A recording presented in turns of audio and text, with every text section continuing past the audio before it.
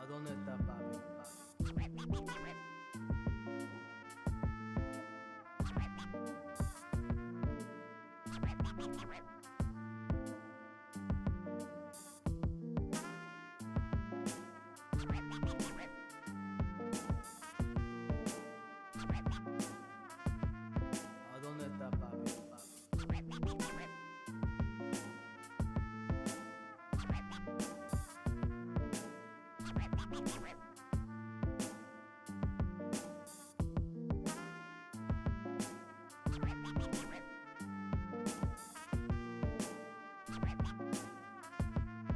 ¿A dónde está papi?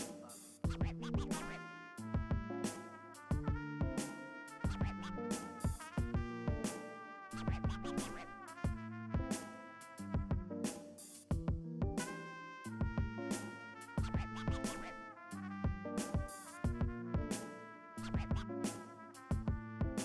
¿A dónde está papi?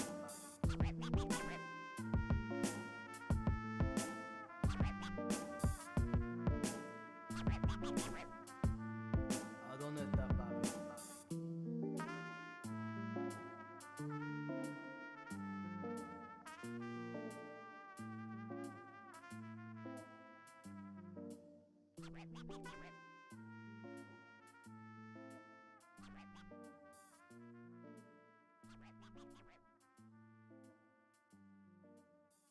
¿A dónde está papi?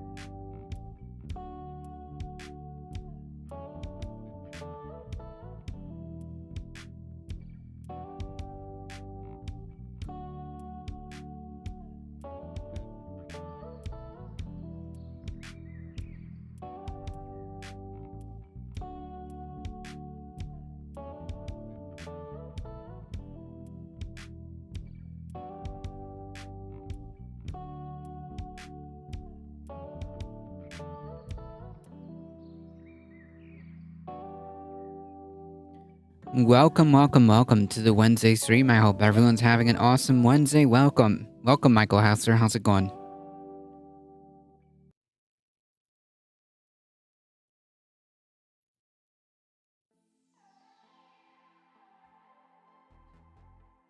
How's it going, everybody?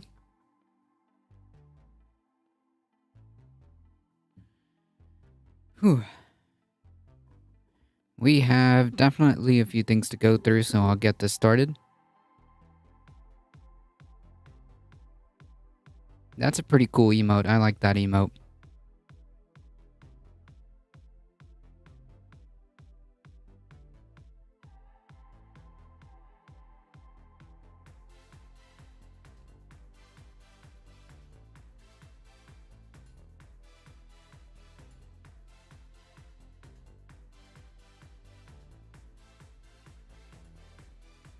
Also, quick shout out. Thank you, Levelhead, for the offline for the shout out after the raid. Alice McGee, how's it going? Welcome. I have a ton of them. Nice. Excellent emotes.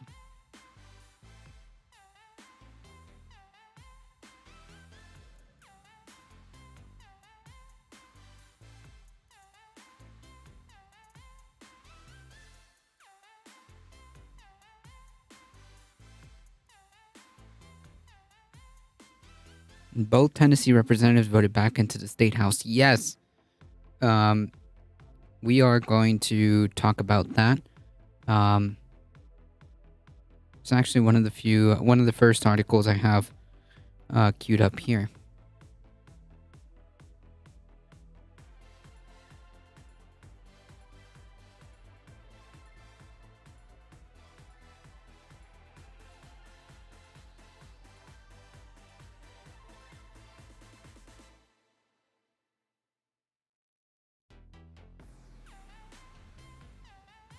That is pretty good news.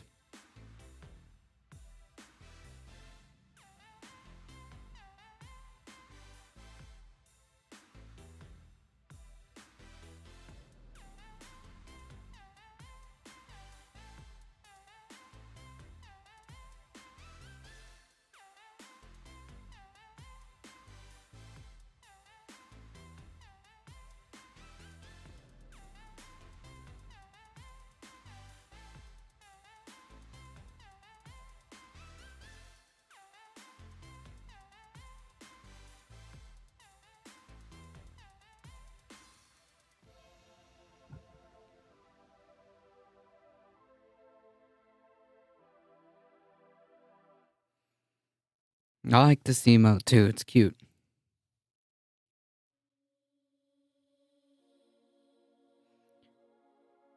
Welcome, Alio. How's it going?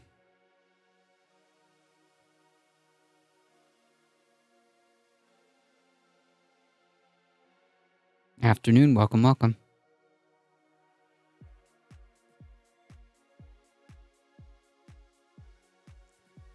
Trump's lawyer Joe Tacopina has asked Judge Kaplan of the Southern District of New York to postpone the trial of his client in the Gene Carell lawsuit in the 4-page ramble fest. Tacopina suggested cooling off period after the former president's indictment. What does that have to do with the other case? I mean, you got to try whatever works, right? But yeah, I don't expect that to fly. Doesn't make any sense. What is a cooling off period? How is that going to affect the current lawsuit against Trump? I mean, he's welcome to try to make those arguments, I guess.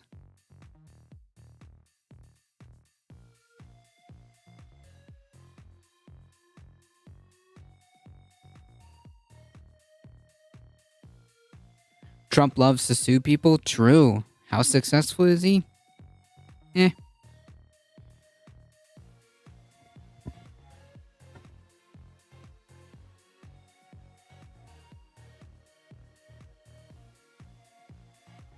Anywho. Alright. It does not get him much money. No, I don't suspect he's won any like major lawsuits, any major concessions. I think like the latest thing that he won was like some attorney fees from like the Stormy Daniel defamation case, but that wasn't him suing. That was her suing and losing. Difference. There's a difference there.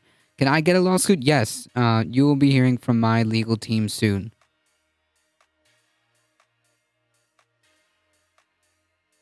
And there's a free lawsuit. How about that?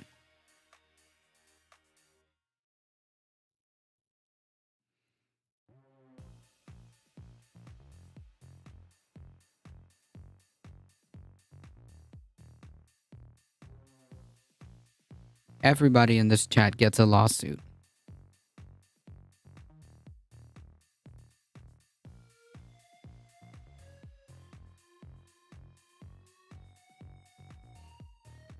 Yes, Trump is also suing Michael Cohen, which will probably get thrown out. It wouldn't surprise me. I think he's suing him, what, for like 500 something? Was it 500,000 or 500 million? I can't remember. Trump sues... what? Cohen. There you go. Oh yeah, 500 million. Yeah, good luck.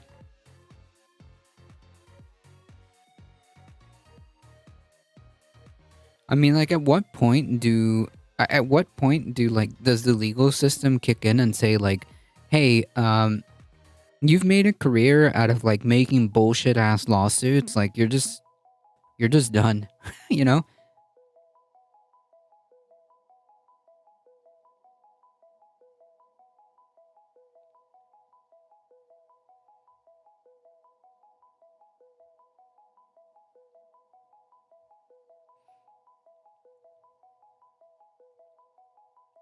Anyways, let's get some stories going, yeah?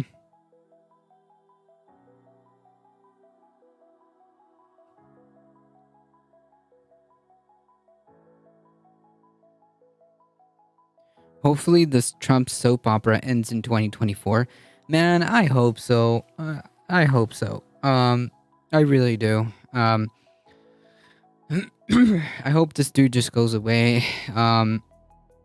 I hope that he loses in 2024 and then like that's it, you know? Because he can't I don't suspect that if he loses he's gonna try to run again in 2028. I seriously doubt it. So he's just done at that point, I think.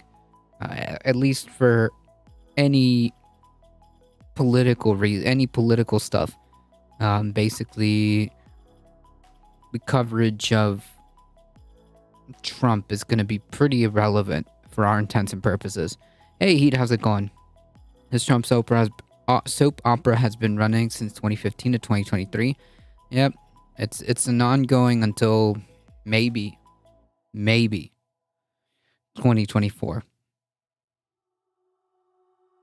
The only thing that will change that equation is if, like, by some random, I guess, chance of luck, he ends up winning the election, in which case we'll have to deal with him for years to 2028. But the chances of that happening are slimming.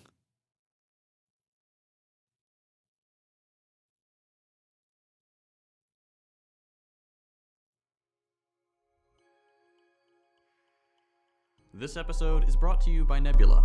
Stay tuned for an exciting announcement at the end of the video, and snag a little discount when you sign up with my link. Work is getting worse. True.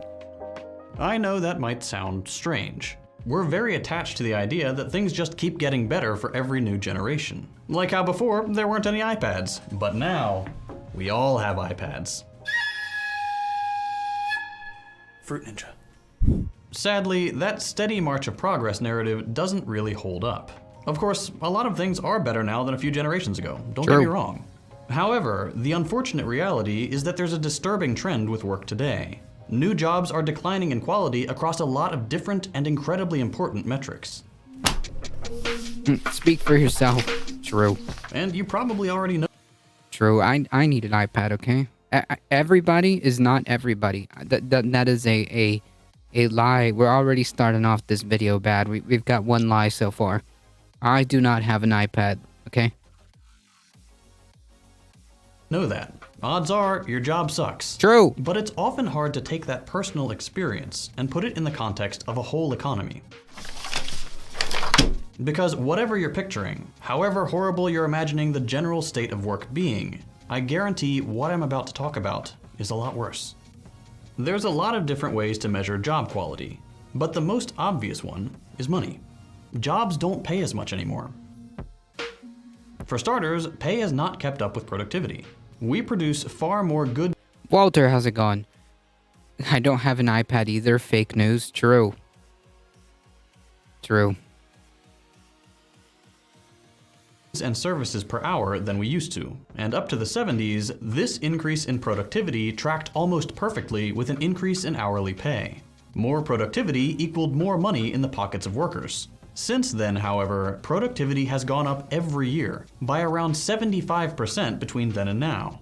But hourly wages have only risen a tiny 9%. So, where's the money gone? Oh. Where's the money going? Oh, I think I know. I think I know the answer to that question. What is CEO golden parachutes and stock buybacks, Alex? Unsurprisingly, most of the profit generated from that increase in productivity hasn't gone to workers. It's been captured by the 1%, whose wages have fully gone up an insane 138%. That's kind of abstract. Let me put it in more concrete terms. Also, This Alex, inequality has cost what most Americans consider middle-class families $18,000 a year, $76K instead of $94. But you're clever.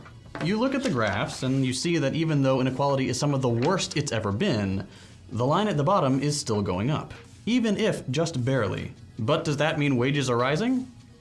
Not really. No. Cost For the of bottom living. 50% of the population, in other words, the average American, pre-tax, pre-benefits Yeah, like the cost of living and all this other stuff just eats up like a lot of that to make it irrelevant.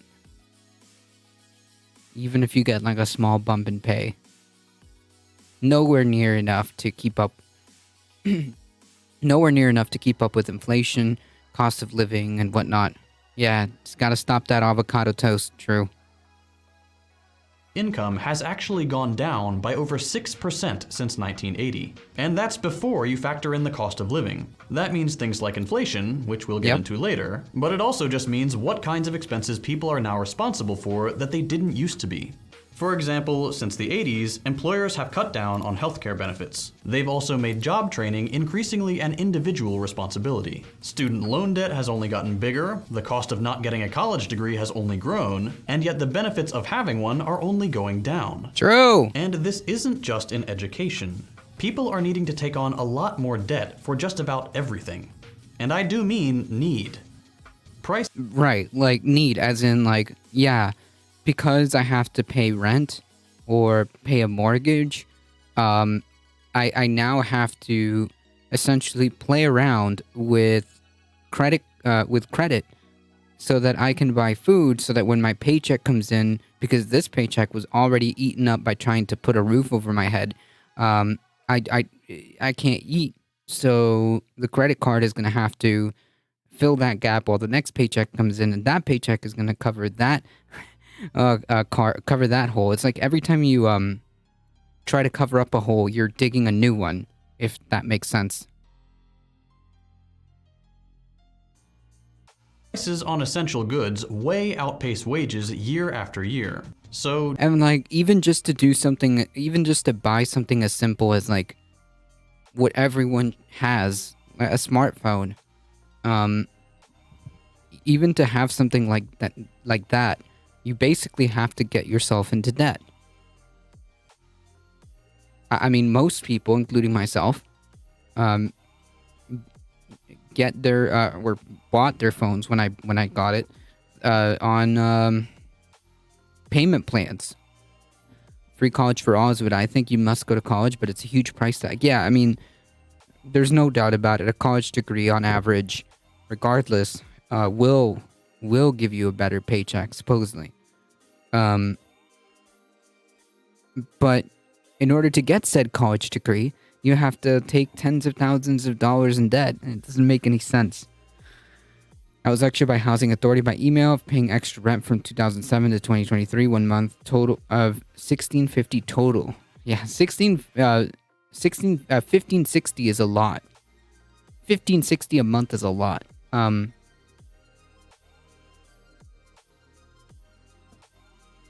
That's wild. Just to get by, credit has become an essential part of a home budget. This is part of a larger trend within neoliberalism, where responsibility and cost for all sorts of things, like job training, healthcare, and retirement, are shifting increasingly onto the shoulders of individuals who are making less and therefore need to resort to debt to get by. Today, the average American has 90 grand worth of debt hanging over their head, and debt as a percentage of income has only gone up since the 50s. Yeah, and like the messed up part is that counts against you if you want to become like a homeowner. Even if you are on paper capable of paying the mortgage, you have 2 people, 2 incomes, and on paper, you can cover that monthly mortgage payment, you can be denied. A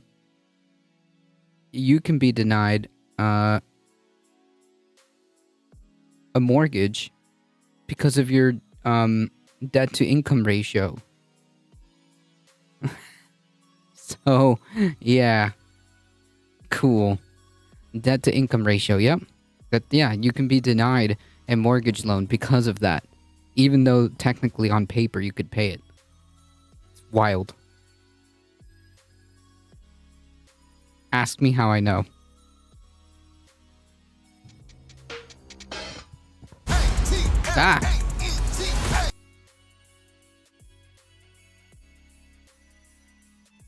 All this has another effect on work. Not only do we work for less on average, we also work longer. Year over year, working hours in the US have actually remained relatively stagnant. But because wages have gone down in practical terms and personal expenses have gone up with the gutting of social services and costs borne by employers, we spend more of our Western logic? I don't know what that is. lives at work. Over the past 30 years, the average age of retirement has gone up from 62 to 65. And last fall, Republicans actually started floating a plan to push retirement even later by delaying when people can receive full Social Security. Correct. And a proposal like this would have France on fire that night. If there was like a Republican type government in France and they even floated the idea of making you work till more than 65, guaranteed Paris burns that night. I was just going to say that, yeah. And here, like, the age is not only, like, way, it's higher than in France, but, like, they're trying to push it even more, and people are just like, And the Republican logic behind this is like, well, people want to work longer. People want to work longer. Bro, no, they don't. Why do you think that somebody at the age of 65 would want to work longer? It's because they need to, because if not, they can't put food on the table.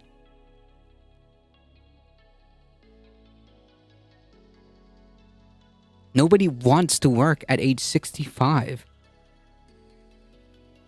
I mean, at the very least, very few people, like, unironically want to and enjoy working at that age. It's very few people. And what I mean by working is like working a job, okay? Not like being retired and kind of doing your own projects and working around the house. I'm not talking about that. I don't even want to work now. True. I feel that. You cannot get a loan unless you want debt. You cannot pay or paying too much rent. All bad things, right? This makes no sense, no sense whatsoever. Like you are a renter for years. You can be a renter for years, and that does not go on your credit. However, if you are a person who misses rent, that goes against your credit. In order for you even to rent an apartment, you can be subject to a credit check. Why? And all of that goes against your credit because a credit inquiry drops your credit score, which is bullshit. Just bullshit. Benefits and Medicare. I actually covered this topic about a year ago, but these kinds of policies actively target poorer Americans who rely on Social Security and are way more likely to die before reaching retirement age than their wealthier counterparts. Just so you get an idea of how prevalent this trend is, the same thing just happened in France as we were putting this video together.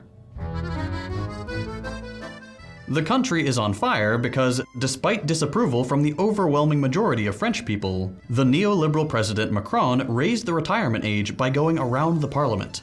Like the Republicans did in the fall with their plan to make Americans work longer, Macron cited budget concerns and the upcoming insolvency of these retirement funds. But make no mistake, the reason retirement funds are going to be insolvent isn't because people aren't working hard enough, but because the wealth that they produce isn't going in their pockets or into funding these necessities. It's going to billionaires.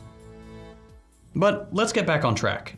None of these trends are helped, by the way, by another aspect of job quality that keeps declining: security. More and more people are being brought into more precarious work on an intermittent, irregular, or contractual basis. The new name for it is quiet hiring. But for years now, companies like Uber and their gig economy clones have been selling it as flexibility. Jobs are less secure today than in the past. You're more easily fired. Protections for workers are less well enforced under contractor status. True. 100% true. That's something I never thought of, dying before retirement. Yeah, I mean, like, that's the whole... it's part of the reason why they want to push it above a certain threshold, because they know that, like, okay, a certain percentage aren't ever going to collect on it, if you catch my drift. Unionization is either impossible or downright illegal, and neither pay nor benefits are nearly as good, with the latter rarely ever being provided. And it's not restricted to just one or two sectors of the economy. These jobs are everywhere. 53% of people between 18 and 34 and who work in the gig economy do so as their primary income source. And according to a Princeton study, 94% of the net employment growth in the US between 2005 and 2015 has been in, quote, alternative work arrangements, meaning independent contractors. Alternative work arrangements? Jesus Christ. This is as bad as, like, trying to shoehorn alternative facts. We know Medicare and Social Security are running low, less workers and people living till 90 instead of 60. I don't know about that. That doesn't make any sense. The average, like, life span is like 70 something, and the reason why Medicare and, like, Social Security specifically is because of how we run the tax system to fund that. I mean, we have a cap at, like, a ridiculous low amount when we shouldn't have a cap on that at all. We shouldn't have a cap on those taxes at all. It would be in a much better place if just removing the tax, like, you know, cap, just doing that would alleviate that problem. Temp work and freelancing are basically the only new jobs our economy is producing. The consequences are bleak. Unreliable work comes with a lot of insecurity. We know that capitalism regularly spirals into recession, around every 5 years at this point. So with the likelihood of a recession in 2023 seemingly really high, 80% of US workers, according to one study, is worried about losing their job. Regardless of the exact number today, this kind of anxiety about job security under neoliberal capitalism is always widespread, and it's another variable that makes work worse and makes wages stagnate. If you're looking for a smooth euphoric experience that's just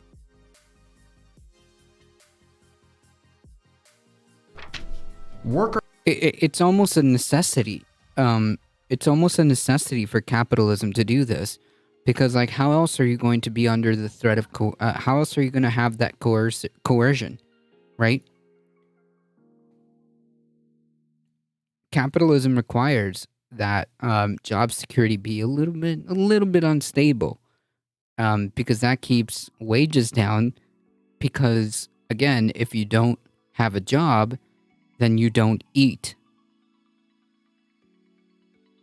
So even if it's a lower paying job, it's better than no paying job, or no job that doesn't pay. And that's kind of like the threat of that's the coercive kind of that's the implied threat here. And if you don't have money, then you can't eat, or you can't put a roof over your head.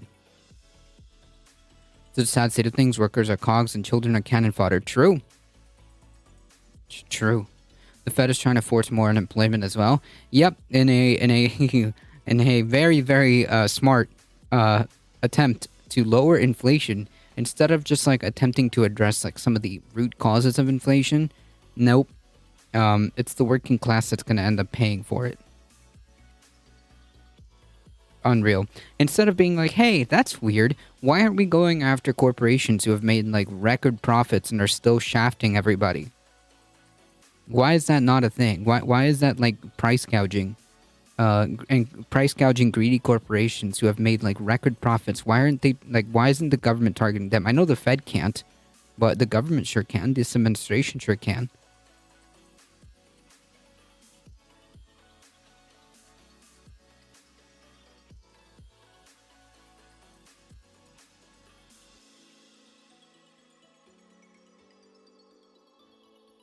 Sadly, if employment numbers were at 2% instead of 6%, better for the economy. Meaning lower unemployment is better? It depends. It depends. The fact that like a system in place requires a minimum amount of unemployment is kind of like weird and kind of messed up to begin with, if you think about it. Workers are constantly worried about keeping their job, so they exercise wage restraint. They don't ask for a pay raise despite needing it because they're worried it could get them fired. This isn't helped by the fact that neoliberal politicians actively promote this wage restraint behavior by lying to people about the relationship between wages and inflation. In case you're wondering, by the way, wages and inflation aren't related. The wage price spiral is BS. You can get a raise without making inflation worse. Here's a study on that.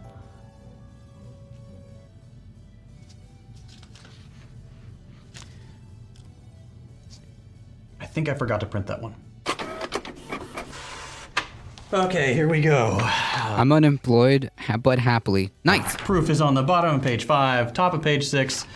We got too many printouts here. Let's move on. Look, if that wasn't enough, kids aren't being spared from declining job quality either. Child labor laws are starting to come down all across the country. According to the Economic Policy Institute. True. We're going back to the 1930s. 10 states are introducing or have already passed legislation weakening child labor laws, despite the fact that violations of child labor protections are actually on the rise. Saying it like that is a little vague.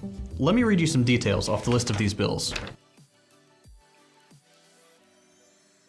Stats can be read many different ways, but technically 6% is better for economy than 1%. People will say market is too tight. Yeah, well then, like, isn't that kind of like a, isn't that kind of a verdict on capitalism? If, like, this is the kind of, like, if it requires misery, because, make no mistake, that amount of people unemployed will be miserable, especially if, like, a lot of those people, not everybody, but a lot of those people will have nowhere to go, okay? A lot of those people won't be able to put food on the table. So the fact that it requires a certain amount of misery to run is a verdict on capitalism. I mean, that's what I would think. In Arkansas, a bill was passed that eliminates age verification. Alia with the 14 biddies. Thank you so much. I appreciate it. And parent guardian permission requirements. In Iowa and Minnesota, bills were introduced to lift restrictions on hazardous work. And in all these states, bills were introduced or enacted that extended working hours for minors. And I know that right now you're probably thinking of kids in their late teens working the register or in fast food kitchens. Jobs that are grueling but often get depicted as easy. Those aren't the only jobs kids are doing right now, and they're a lot younger than what you're picturing. For example, in their report, the EPI mentions violations happening in meatpacking facilities, where over 100 kids between 13 and 17 are working illegal overnight shifts, handling dangerous chemicals, and quote, cleaning razor-sharp saws and other high-risk equipment on slaughterhouse kill floors. It's giving the 21st century a real cool, retro 1900s vibe.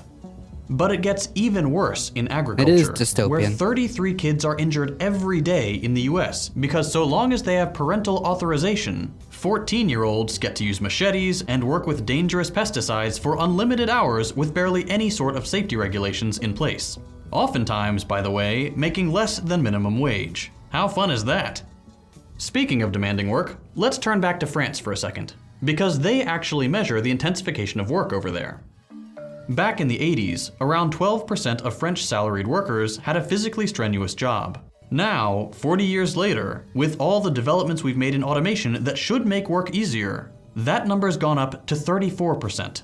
And it's not just physical strain. Over the same time period, the number of salaried workers with a mentally strenuous job went up from 6 to 35%. If we can assume that these numbers are relatively generalizable to a similarly developed country like the US, more Americans, contrary to the popular narrative, have harder, not easier jobs. True. True. By and large, the increase in productivity, the leaner operations, and the more efficient pace of work that came with advanced technology mean a lot more intensive a turnaround for workers today than at any other point in history. But let's give up the national lens for a second. A lot of the idea that work keeps improving probably comes from the fact that the US has moved from a manufacturing and manual labor economy to a service economy, jobs that are widely and unfairly considered easy. But let's, for the sake of argument, say they are easier. Just because Americans aren't in factories as much as before doesn't mean those jobs have disappeared. True. Because people have to do multiple people's jobs now, just from my experience. Exactly. I can testify to that. Oh, there is Saribot. Thank you for joining the stream 46 minutes later. Work hasn't gotten better. All that's happened is that these factory jobs have been thrown onto other people's backs who just happen to live in other countries. We didn't transition to a service economy by eliminating factory labor, but by having wealthy countries force open foreign markets to American and European capital so that they could be the ones to take on this burden. Because when companies move their manufacturing overseas, it's usually to take advantage of lower wages and less stringent safety requirements. Once again, worsening job quality. What most of these trends find in common is the shift in the balance of power away from workers and towards capitalists, the owners of businesses. The more power capitalists have, the more they're able to extract profit from workers by any means. Hence, jobs get worse. As evidence of this shift, just look at unionization trends. Since around the 60s, unionization has gone way down, and in perfect mirror image, the share of income held by the top 10% has gone up. But this growth of capitalist power isn't limited to unionization. Capitalists in the neoliberal era have helped to elect politicians that weaken workers in every imaginable way. Politicians that strip away social safety nets, like Reagan and Clinton, that weaken bargaining power and defund the NLRB, like Trump, that force open foreign countries' borders to American companies, like what's happened in East Asia and Latin America. All of these things contribute to creating a more vulnerable, less powerful workforce that can be taken advantage of more easily, that is more likely to be unemployed or underemployed, that year after year has to contend with more and more obstacles to living a comfortable life. Through these combined efforts, capitalists are able to wield more power in negotiations with workers, push wages down, strip their access to healthcare, union bust indiscriminately, and personally accumulate wealth at levels we haven't seen in all of human history. True. And none of this is to romanticize the 50s or some bygone era, by the way. Those were not good times for anyone not like this. Trying to turn back the clock isn't going to solve any of these problems. The seeds of declining job quality were already there back then. You recreate a New Deal social democracy in the US today, and within a couple of years, it'll melt back into neoliberalism because it isn't a solution that takes away capitalist power, nor their need to make profits at all costs. The balance of power of the 50s was nothing more than a temporary compromise that only held while capitalists were satisfied.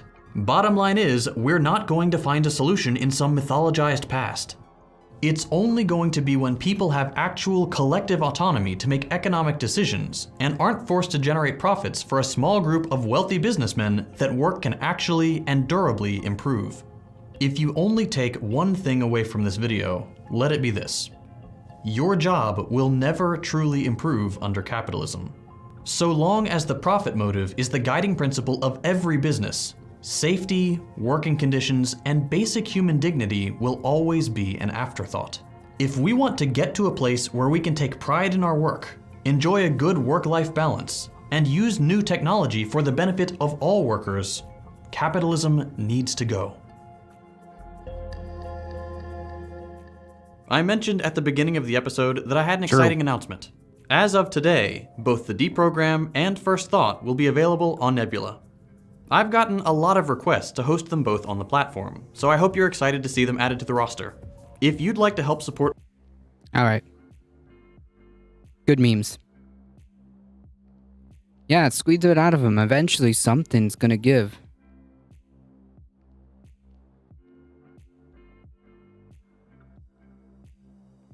Eventually something's gotta give.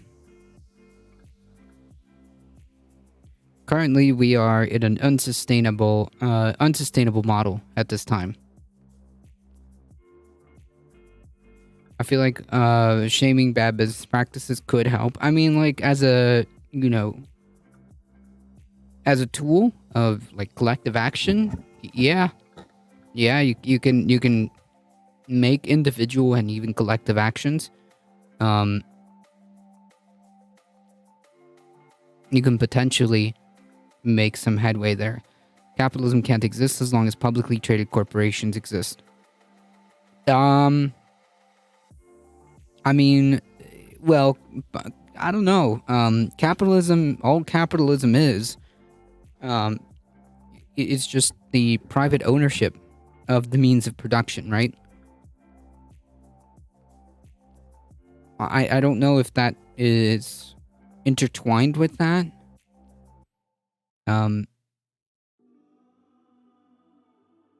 Perhaps I'm wrong.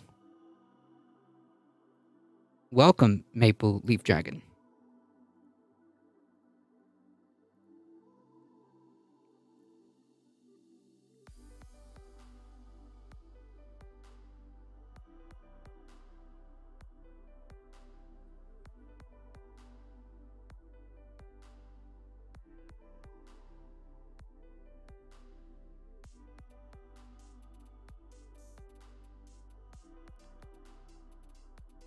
So, publicly traded corporation's sole driver is to increase quarterly profits. Right, but they're, but it is not a requirement, for capitalism to exist, right? At least I think that's how it works in my head.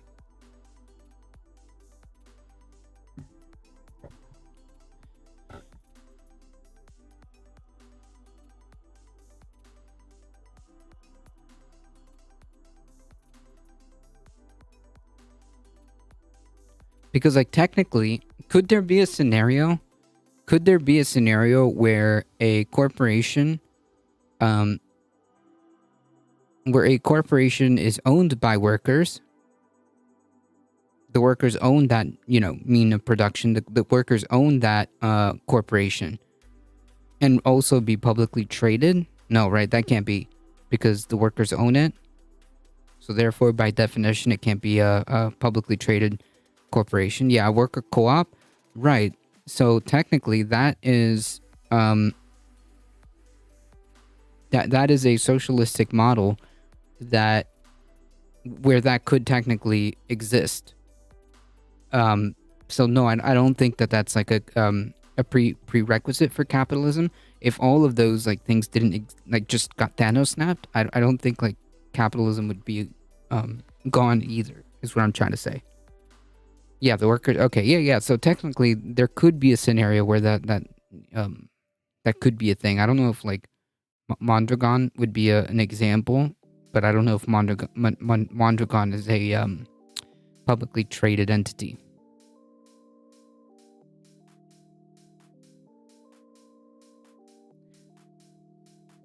Because like if you just well, at least here in the U.S., there's no like publicly traded worker co-op, right? It doesn't exist as far as I know. So if you Thanos snapped all these corporations and were made them worker co-ops, yeah, theoretically that wouldn't be relevant.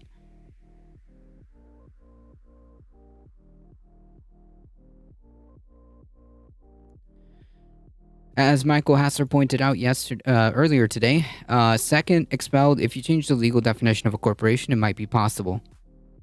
Huh. Yeah, I guess so.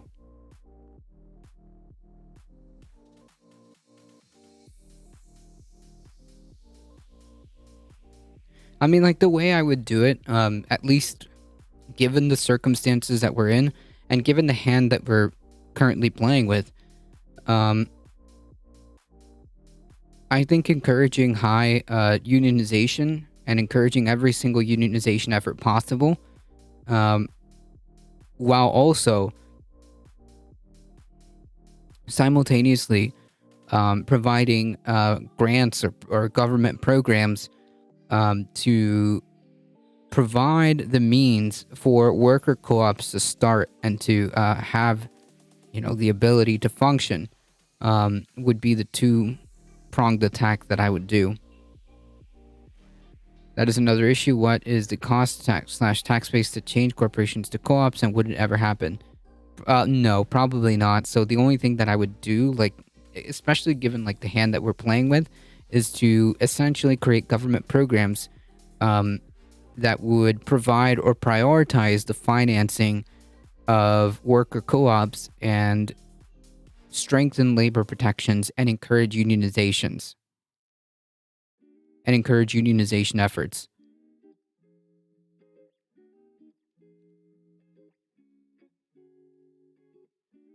That's what you could do in the immediate. That might fly under the circumstances that we're in right now. That might fly. Maybe.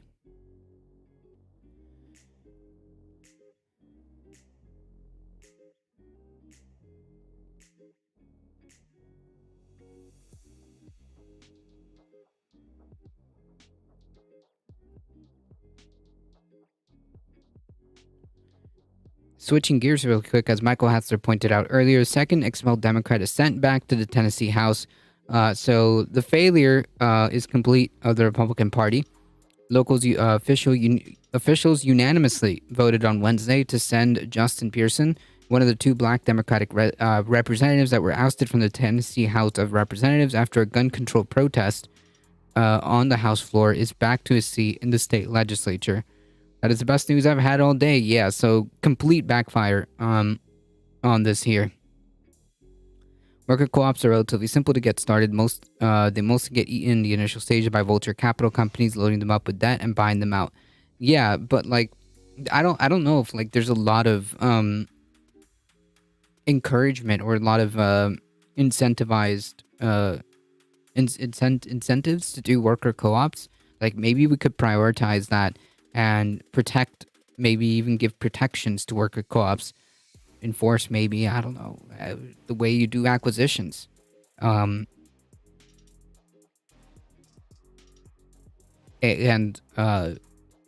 essentially encourage more and more worker co-ops to be kind of like a thing, while also simultaneously, encourage as much unionization as possible. But you know what I'm asking? Because most are for tax liability.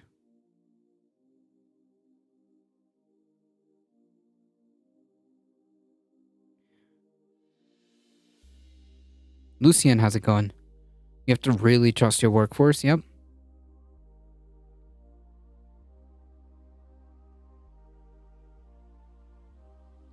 But I think it is a way of getting things started. Republicans lost the culture war in this Tennessee vote. I don't know if this is like a culture war issue, is it? Like, the core of the issue is that the Republican Party here in Tennessee got very big mad that these three decided to protest gun violence and protest the lack of action, and they expelled two of them. Coincidentally, they expelled only two, the two black representatives, and didn't expel the white lady representative. Curious. Yeah, how many comments out? Cool.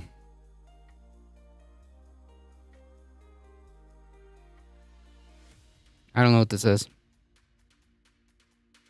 Try again with something a little bit more, like, coherent. Echo Resto Dragon, how's it going?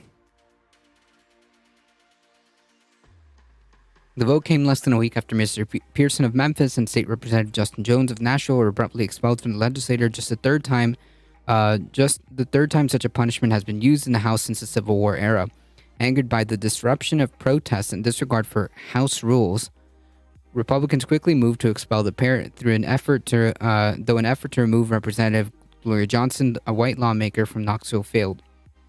The expulsion of the two chamber's youngest black lawmakers infuriated Democrats who were already frustrated with their inability to counter Republican supermajority, and further galvanized the hundreds of demonstrators who repeatedly marched to the state capitol for tougher gun laws after the Covenant shooting that left three students and 3 staff members dead. True, they'll find something else to fight over. Yep. The unanimous vote by Shelby County Board of Commissioners allowed Mr. Pearson to return to his seat as early as this week, ahead of a special election later this year. Both Jones and Mr. Pearson have vowed to run for their seats. Mr. Jones has already returned to the state capitol, triumphantly taking his oath on the building step Monday, after the Metropolitan Council of Nashville and Davidson County unanimously voted to name him as the interim representative. Mr. Pearson, who rallied with hundreds of supporters as he marched to Wednesday's meeting, was relatively new to the legislature after winning a special election in January. I'm feeling determined and thankful for with the actions of the Metro Council and the movement of people who are rising up around the issue of gun violence and injustice in our state and in our country, who are acting to do something at this moment.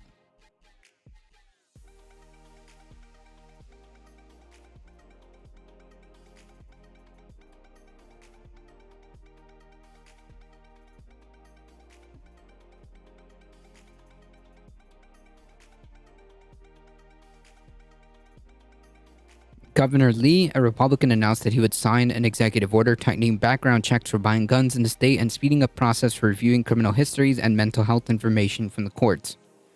Mr. Lee called on legislature to draft and pass what he described as an order of protection law that would ensure that people found by a judge to be a danger of themselves or another or others would not have access to guns. This is a red flag law, okay? This is a red flag law.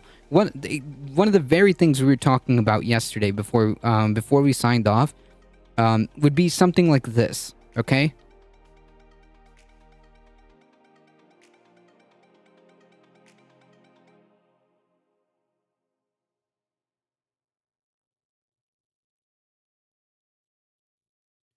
He repeatedly declined to refer to the measure as a red flag law. It doesn't matter. It's for all intents and purposes a fucking red flag law. That's exactly what we would expect out of a red flag law to be. You can call it whatever you want. A term conservatives have resisted both in the Senate and national level, describing it as a law that I think is appropriate for our state today. Jesus Christ. Imagine, like, not even be able to muster the ability to just do something as, like, common sense as, like, hey, you know, if you're deemed a danger to yourself or others, maybe you shouldn't have access to guns until we can figure out what the hell's going on. Okay?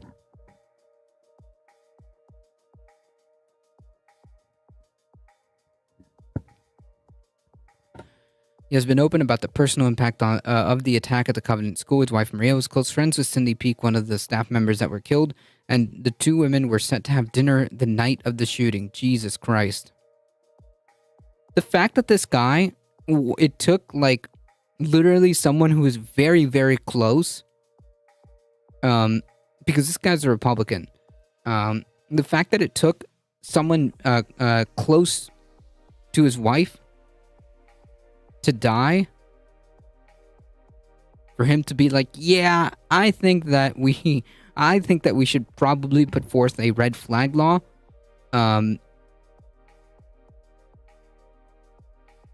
Because that probably would have, at the very least, would have been a safety measure that might have prevented the person from obtaining those firearms.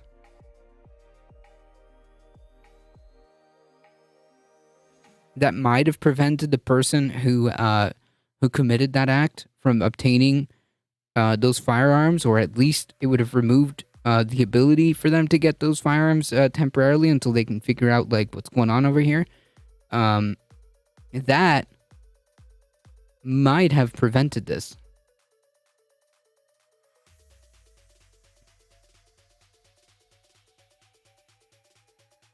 And it took somebody close to his wife for him to muster up the gall, the fortitude to say something so simple as like, yeah, damn, maybe people who are a danger to themselves and others should not have access to guns. Yeah, dude. Sounds like something that is appropriate for our state today. Yeah, whatever, dude. As a 6-year-old who was choking teachers getting a gun yesterday. Oh, yeah, that... Oh, God, that was so triggering. The fact that, like, the dude comes in here and tries to blame the teacher for the kid obtaining a firearm and then proceeding to shoot her with the firearm. Ridiculous. Absolutely ludicrous. Yeah, so this would probably be like another category where we can employ some type of, like, you know, red flag law or whatever you want to call it. I don't care. I mean, like, how is it that, you know, somebody who that you know your child has these behavioral problems, and yet, like, you introduce firearms into the situation? It's just ludicrous.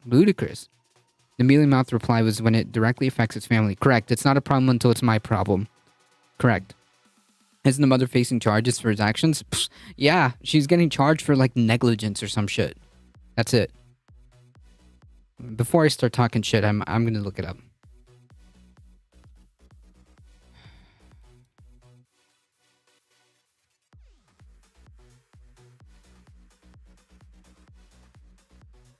Yeah, she's being charged with child negligence.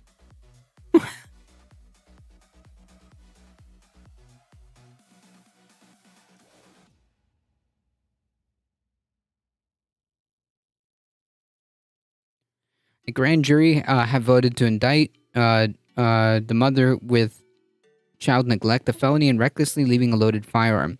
Yeah, I'm sorry. Like, she should be facing all the charges that would come along with that action. Like, for example, discharging a firearm in a place that you're not supposed to. That is a huge no-no. So she should be charged with that. You know, aggravated assault with a deadly weapon or whatever it is that he would be charged with. She should be charged with all of that. Like, dude, enough is enough is enough. Either you figure out a system to kind of, like, crack down on this, or the other option is that we start, like, limiting, you know, the ability for people to get guns. I'm sorry if I was triggered yesterday. You say you should enforce gun laws and rules, should not cause paranoia after 124 shootings this year. Yep. The male, but the NRA donations are minority of psychopath constituents. True. Gotta think about the NRA. I would prefer, if you ask me, if we start coming up with some common sense solutions, and I'm not talking about like talking about it. I'm saying we need to start passing some shit and solving some and putting like solutions on board here. That's what I'm saying. A law like this, an order protection law, I don't care what you call it. Yeah, dude, that should have been done.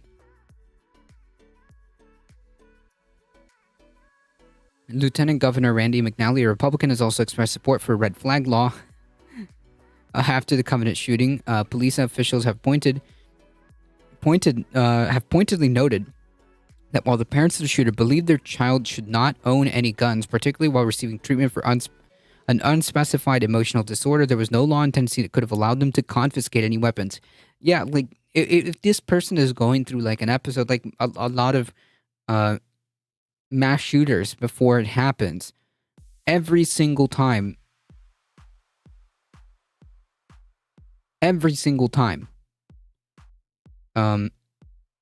or at least most of the stories when it comes to mass shooters, it's the same. Like, oh yeah, like we knew like this person was going through X, Y, or Z, but there's nothing that we could do. In most cases, there's nothing we could do. In this case, the parents knew, like, hey, this person probably shouldn't have guns. I mean,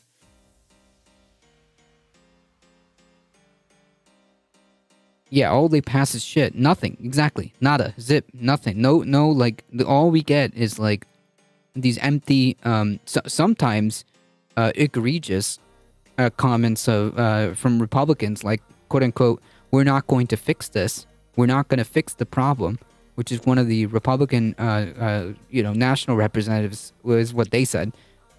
We're not going to fix this. And like, the others, comments are just like, well, thoughts and prayers and whatever, like, sorry, can't do anything about it.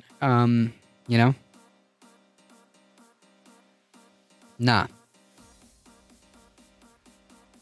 I understand that you're not going to Thanos snap guns. It's not going to happen. Nor is anybody going, at least to my knowledge, advocating for like people to start like kicking down doors and removing firearms. However, this shit can't continue.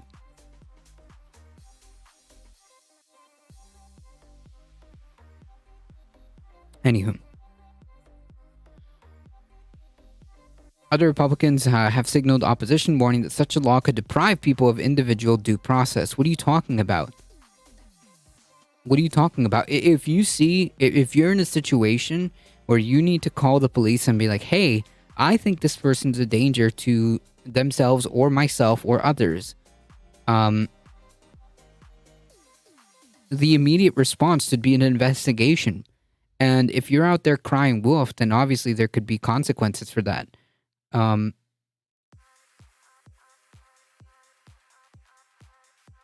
But for the most part, the whole point is that so you can point out if you're in a situation that's dangerous, these people shouldn't have firearms. I mean, it's just that simple.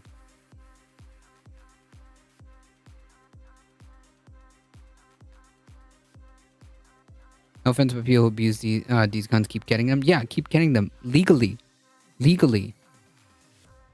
Almost every single time. These guns were purchased legally. The person who just did a mass shooting, yes, another one, purchased their weapon legally, and was having some, mental problems. Was having like mental issues.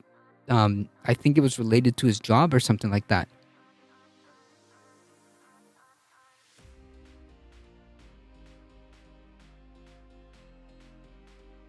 You're right, however, we all know until we elect new people that care, but nothing will happen. Yep. At minimum, due process means that a citizen who will be affected by a government decision must be given advance notice of what the government plans to do. Well, there's your advance notice. If you become if you become a danger to yourself and others, the laws on the books should be that you may not be able to access firearms for a short period of time. Yeah, I think that's pretty fair. And the way that's going to happen is if somebody reports through whatever line or calls 911, and the investigation when the officers arrive seems pretty obvious that this person shouldn't have firearms. Yeah, I think that process can be put on the books and put on paper so that it's very clear as to what exactly is going to happen.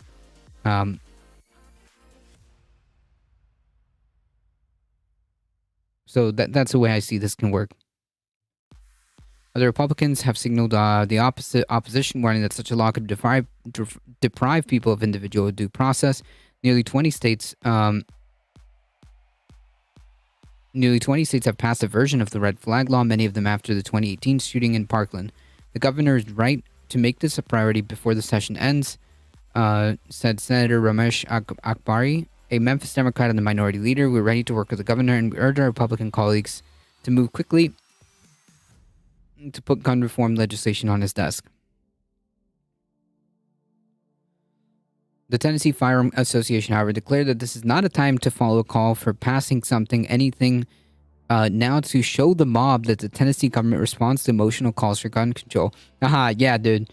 The emotional call for gun control as like yet another incident happens, and yet, you know, what, now it's three dead kids and 3 staff members. Yeah, dude, now's not the time to show the mob. You know, the mob being the fucking constituents who are calling for this. Yeah, dude, now's not the time. You know what? You're right. Never's the time, okay? Another incident happens, that's not the time either. True. The 150th incident happens, that's not the time either. Come on, bro. The mob? Yeah, dude, the mob. The mob, meaning the protesters, the citizens, the constituents, who are like, hey, we need to do something about this.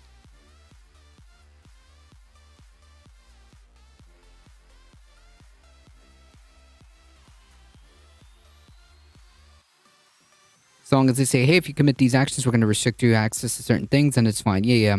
That makes sense. You mean the voters, exactly. The constituents, the voters, you know, the citizens that live there. When Mr. Lee announced support for legislation toughening school security this month, he was flanked by his Republican colleagues, but on Tuesday, he stood alone at the Metropolitan Nashville Police Precinct in front of a banner thanking officers for its swift response. That unaccompanied appearance raised questions about the depth of Republican support for taking weapons away from people deemed dangerous. I mean, like, why? Why is that such a controversial thing to say? Why, like, you don't even have to ban guns to even begin to, like, at least put forth some fucking solutions on the table. Jesus Christ. You can't make changes while people are emotional. Exactly. Correct. You have to wait till the 200th mass shooting this year. Dear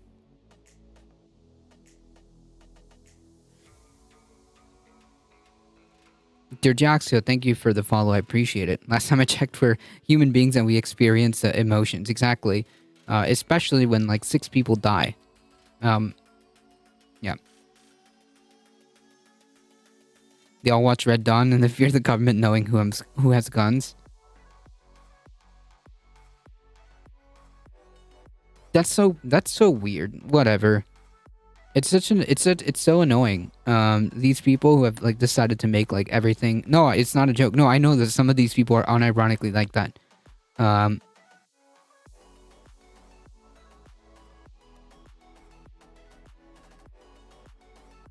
There are solutions that could be put in place right now that don't even involve banning guns.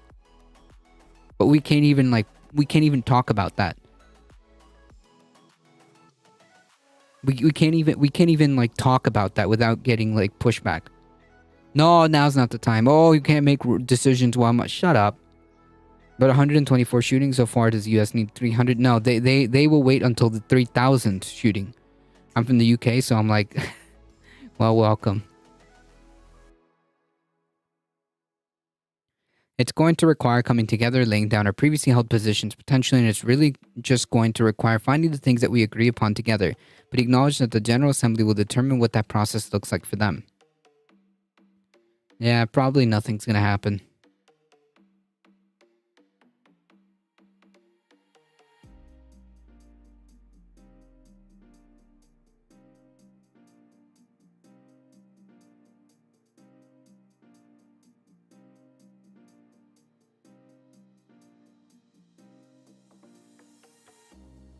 We're a young republic, struggling with an amendment. True, and again, we don't even need to touch the Second Amendment.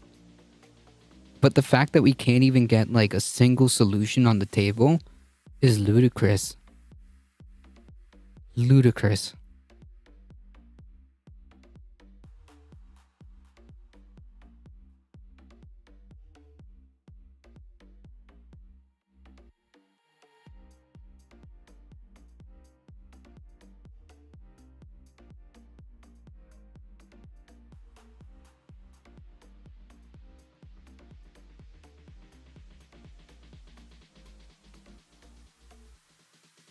Switching gears real quick, Fox News sanctioned Watt for withholding evidence in Dominion defamation case. Oh no.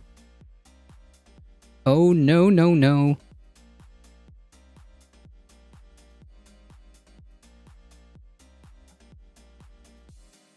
As long as the NRA exists, there'll be no gun reform in that country. I mean, like, it's not just the NRA, although the NRA is incredibly pernicious. But yeah, I don't know. I think it's kind of like already like a self-sustained kind of deal. If like the NRA disappeared tomorrow, I don't know. I still think that we would have trouble passing like literally anything. Most people don't understand what the Second Amendment even means. Most people haven't even read like the beginning of the Constitution or anything like that. And again, like, damn, we don't even have to touch the Second Amendment to even put forth some fucking solutions on the table. Like, but the problem is we can't even like have that conversation.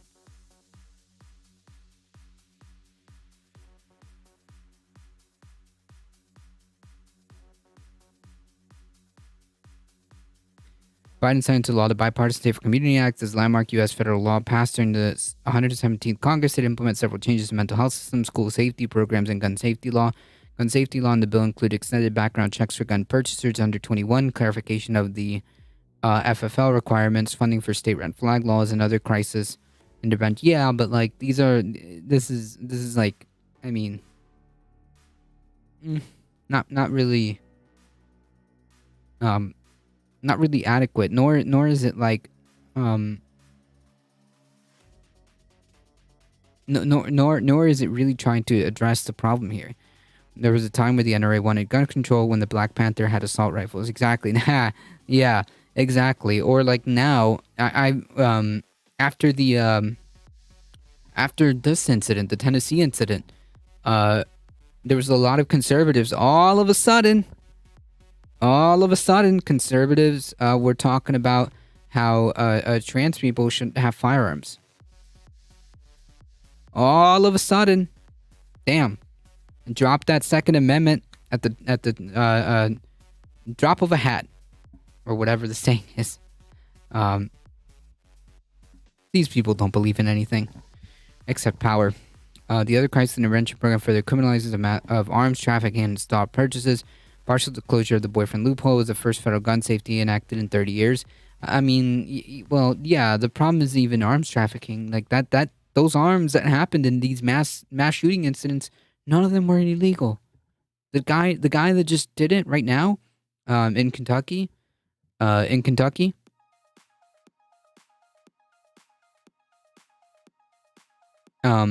guy that did that incident in Kentucky, he bought his. So did the Tennessee shooter.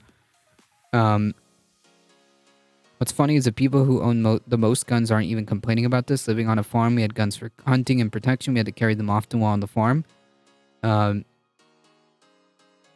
Yeah, like,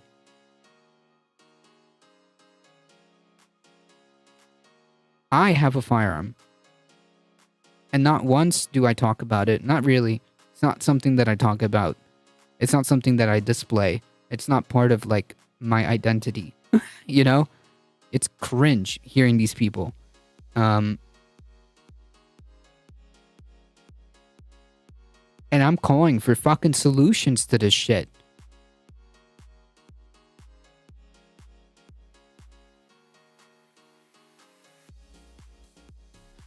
In theory, you could technically ban and confiscate all the guns in the country tomorrow, not be in violation. The Second A arms is not defined exclusively as firearms. As long as you allow people to have other kinds of weapons, there's no violation. Good luck trying to sell that one.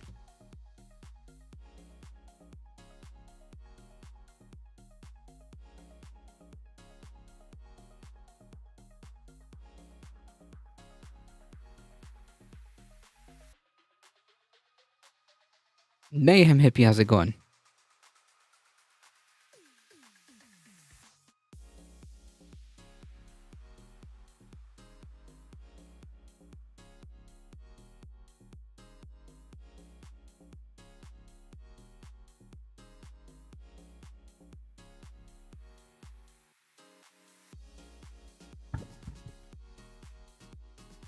Coming in on the gun convo, we're coming off the story about the second Tennessee representative who was reinstated back to the state legislature, and then towards the end of that article, the Republican governor has even called for a for a red flag law to be enacted or to be legislated through the state legislature. That's where this conversation came from.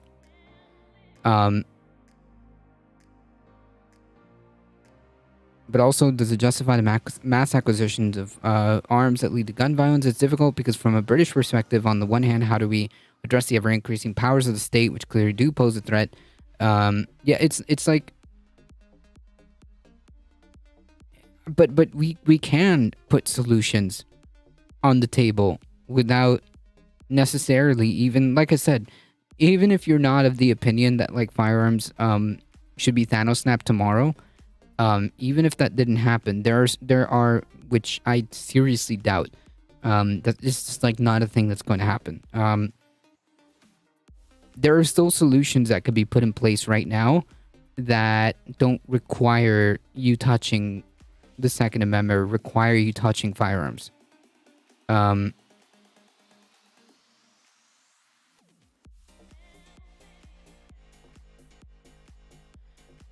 right to bear arms is a right of Americans. Banning guns will never happen. There are solutions, though. Yeah, like I don't think that you're going to find yourself in a situation here, anyways, where you will ban firearms.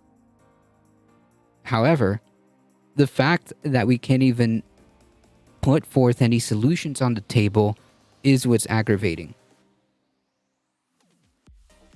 The fact that like the moment you even bring up the idea of like a red flag law and these people flip the fuck out.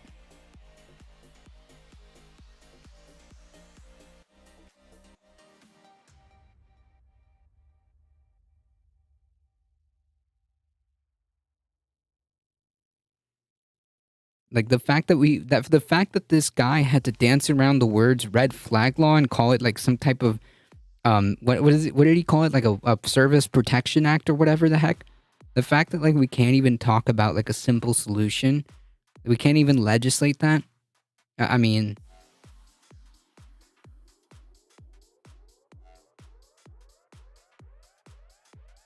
they're not a birthright and never have been. This seems to be an issue for urban rednecks who have never had to use a firearm.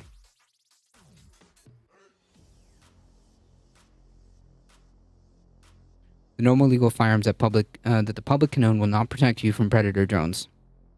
Fair point.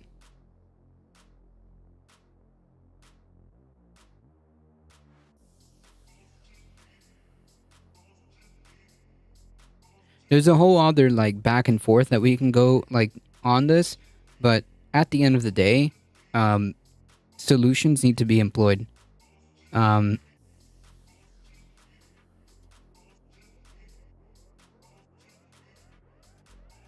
Solutions need to be employed. It is what it is.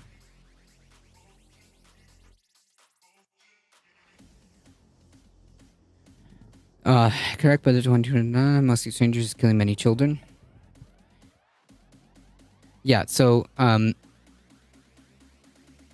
anything, literally anything. But, like, the problem is that if you even suggest the idea of, like, a red flag law, these people lose their shit.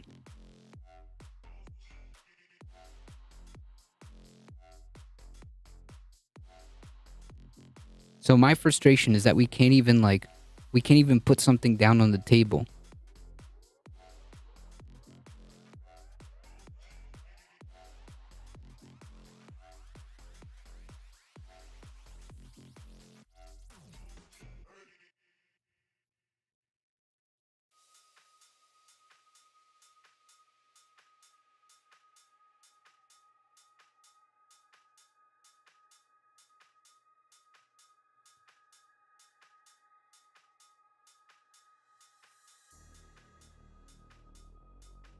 The fact that it took this guy's wife, the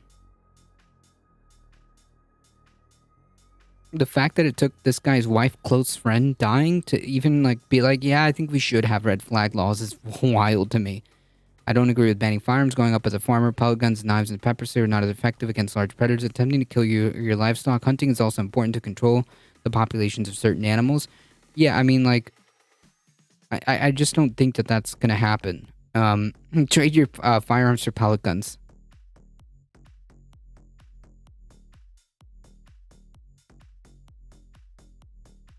Nothing changed after the Sandy Hook. It won't now. Yeah, I don't. But the thing is, like, something's got to give. Like, we gotta put something down here. You know.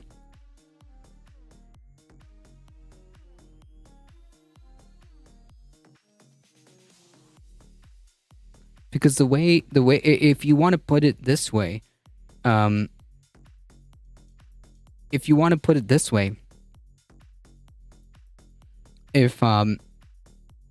this continues, and you're of the opinion that you don't want firearms banned, fine.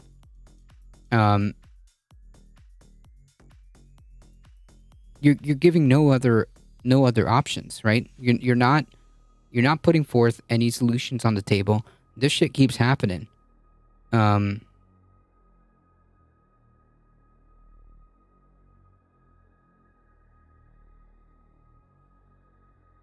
Then what do we do?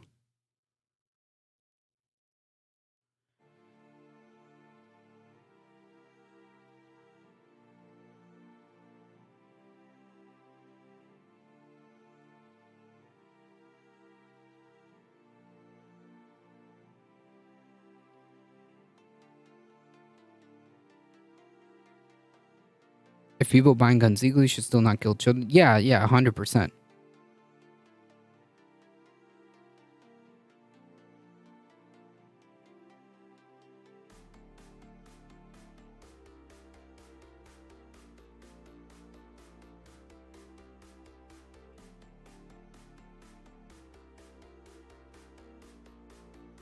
So what I'm saying is, we need solutions that are put on the table now.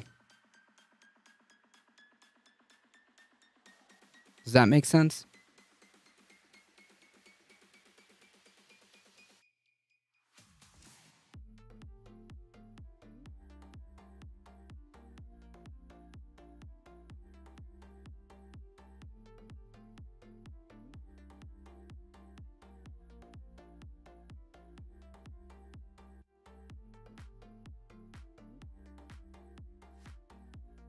I'm against the complete banning of all firearms. Yeah, I mean, that's just not going to happen. That's just not going to happen. That's like that's a non-starter. That's not going to happen.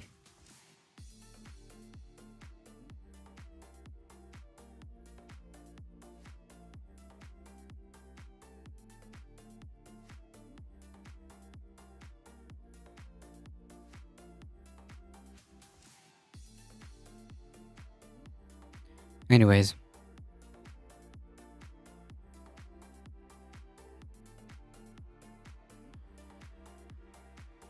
Fox News sanctioned with withholding evidence in Dominion defamation case. We have stabbings in the UK. Yeah, we have stabbings here too.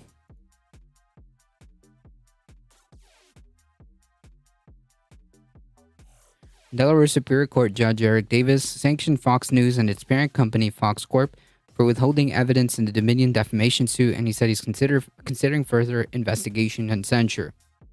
According to a person present in the courtroom, lawyers for Dominion Voting Systems played recordings Fox News producer Abby Grossberg made during 2020, which were not handed over to Dominion's lawyers during discovery. Grossberg, a former producer for Fox host Maria Bartiromo and Tucker Carlson, has sued Fox News and said her deposition was coerced. In an amendment filing on Tuesday, she said she had recorded conversations with Rudy Giuliani, Sidney Powell, and others. Faux entertainment true. The sanction gives Dominion a chance to conduct another deposition at Fox's expense. As counsel explained to the court, Fox produced a supplemental information from Ms. Grossberg when we first learned it, Fox said in a statement on Wednesday. The surprise evidence and sanction comes days before the trial scheduled to begin in the $1.6 billion defamation case against Dominion Voting Systems filed against Fox News and Fox Corp. Davis also said that Wednesday he was considering appointing a special master to investigate the Fox legal team's actions. On Tuesday, Davis expressed frustration at Fox News for not being straightforward about Rupert Murdoch's role as a leader at Fox News.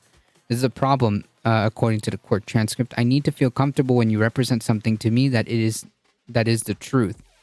Fox News did not immediately respond to a request for comment and the sanction, but in a statement on Tuesday, Rupert Murdoch has been listed as executive chairman of Fox in our SEC filing since 2019, and this filing was referenced by Dominion's own attorney during his deposition. Yeah, okay.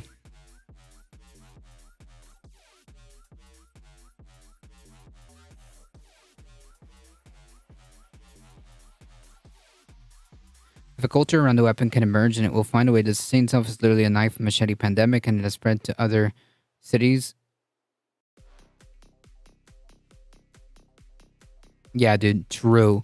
Violence is definitely encouraged by music and YouTube videos. True. This makes no sense, bro. This makes absolutely no sense.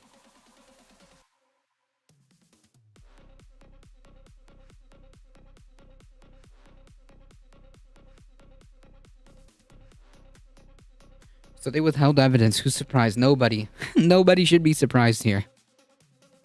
Music is really potent. Yeah, dude. Cool. Nice. Do you have any evidence for that? Any, like, actual, like, palpable evidence? I blame Marilyn Manson. True.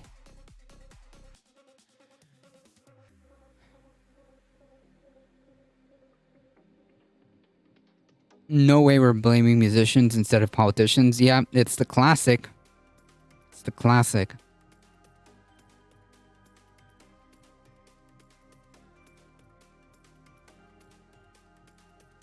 So if I look up news in the UK, I'm gonna find articles corroborating the fact that music is inspiring knife stabbings. Music is inspiring knife stabbings. That's what I'm gonna find if I look that up.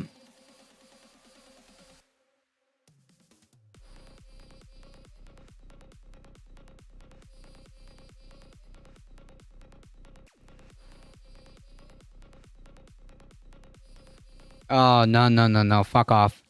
Nah, fuck off.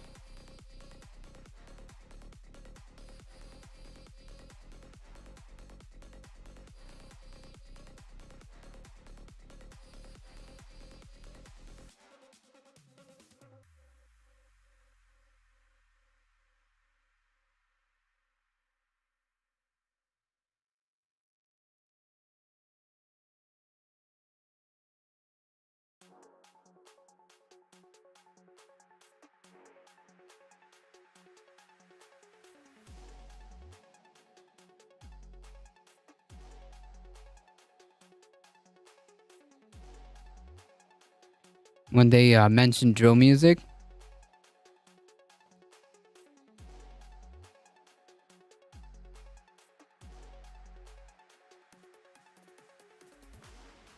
How did this even get to be like a thing? How do you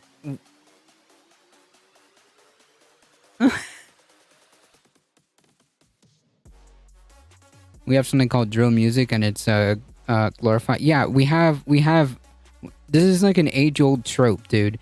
Do you know how much like violent music we have? In like metal, and like other genres that don't inspire, that are pretty, explicit lyrics. It has nothing to do with anything. Okay. Music has nothing to do with anything.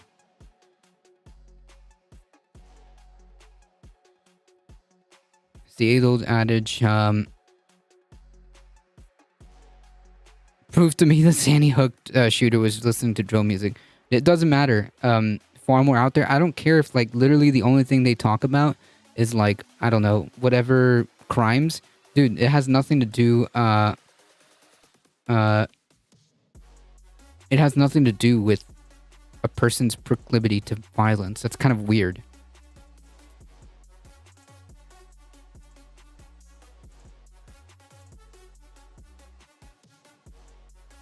So are we going to blame D&D for the shootings? Exactly. Listen, the D&D and their demonic influence over kids is what's causing the shootings. True.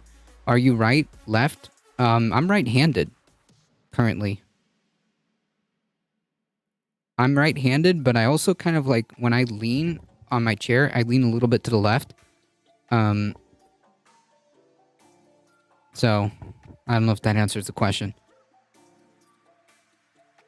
I blame D&D for my broadsword collection and the need to dance while fighting my enemies. Yep, there you go.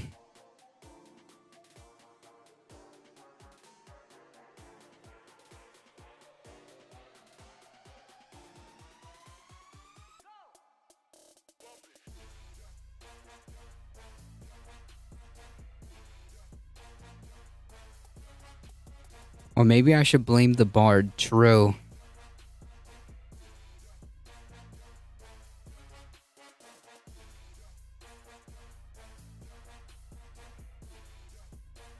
Democrat or rep? I don't know what a rep is. I have MRs in criminology, which is literally responsible for the discourse on media inciting violence, and every study cannot de facto prove this to be true. So when people blame any form of media on the effects of crime, then they are using misguided and often outdated peer-reviewed research. Thank you. From a person that's actually involved in the studying of and involved in this type of shit. Like, it just... I know that it doesn't need to be said because it's kind of like intuitive. And be like, how like... obvious. It seems to me like it's obvious to be like, well, why would you blame it like on the media? Do you know how like violent like some video games can be, and how like nowadays how explicit like some video games can be? Yeah, and that still hasn't like created like a mass epidemic. Far worse than like whatever music you could possibly listen to. It just doesn't make any sense. Media is not the problem here. Music isn't the problem here.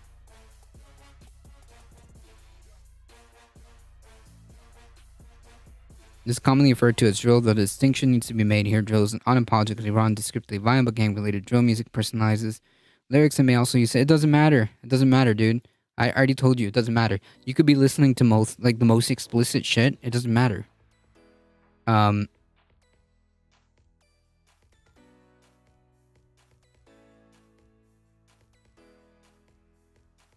How do you explain like the problems that are happening here, where we have like uniquely a gun violence problem? How do you explain that? Are you going to say that like the American music is doing it? No.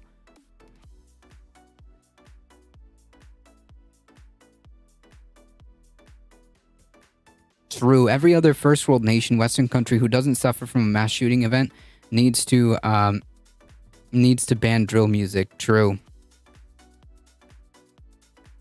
You don't understand culture. True, dude. I don't.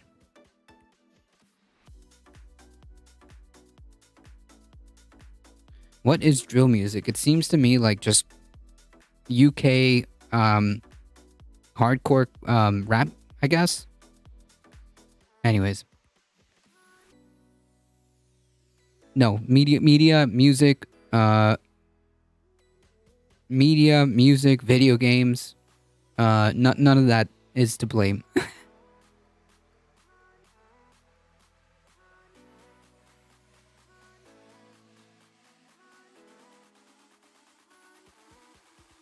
Anything can be linked to an increase in violent crime. If a country goes into deep recession, cause violent crime.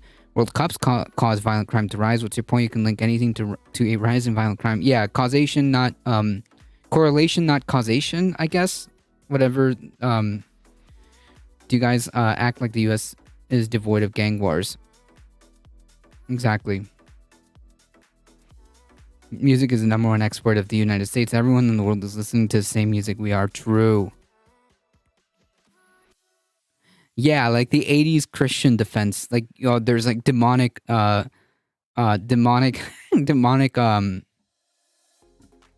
messages in rock music. Curious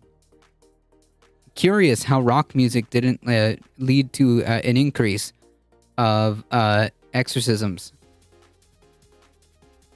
Curious.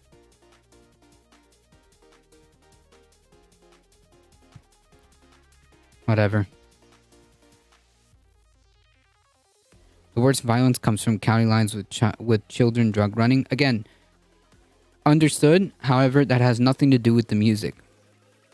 That has nothing to do with the music or media or video games or whatever bullshit. It has nothing to do with that. That happens all the time here in the projects and hood.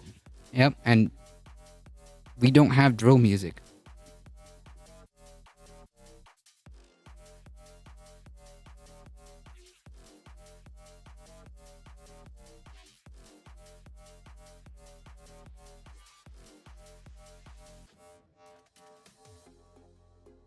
Anyways. You're a liar, bro? True, dude. Damn, you know what? To win an argument, I just like say things and I don't provide any evidence, and then I just be like, yeah, dude, my way of arguing with people is just calling them ignorant.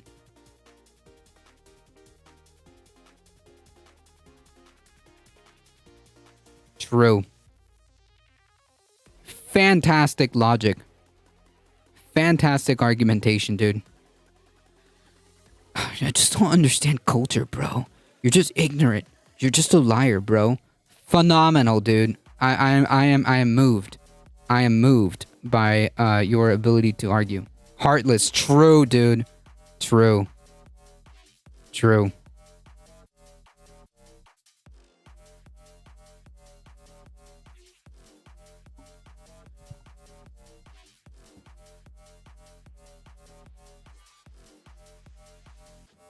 Are they named after Snoop? Who knows?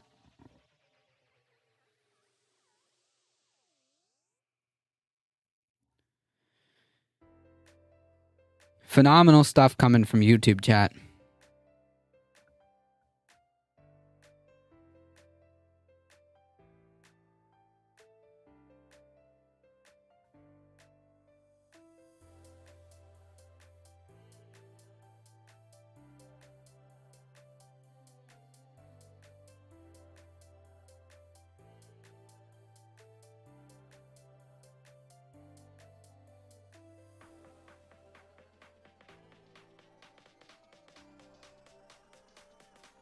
Snoop poisoned my mind and now I'm really rude. True. True. It's exactly because of rap music. Congratulations. Maybe, forget the fact that you're probably just an asshole. But yeah, dude, it's totally the music.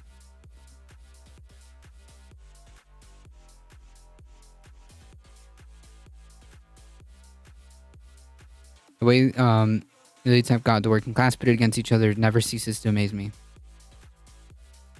I can listen to Cardi B Money while driving to the store with $3 in my bank account. I can assure you you might want to look in the mirror. I can assure you it's not the music. Tom Morello turned me into a communist. Shit. Damn. Damn. My argument has just been destroyed.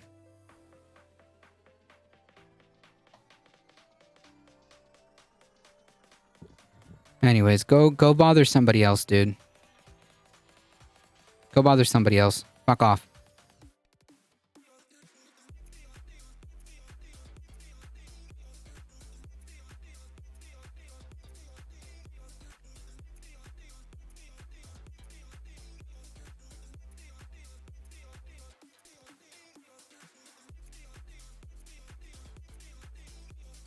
Yeah, sorry. We took a trip back to the 80s. Sorry. We took a small trip back to the 80s. Let's bring it back. Fox News is lying. No shit. Wow, no surprises here. Damn. They're really fumbling this one.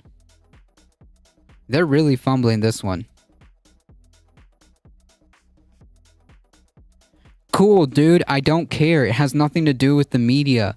I already told you. I understand. It has nothing to do with the media.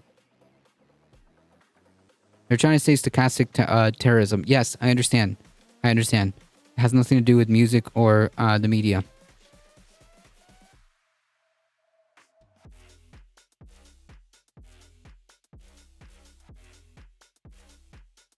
Loud words.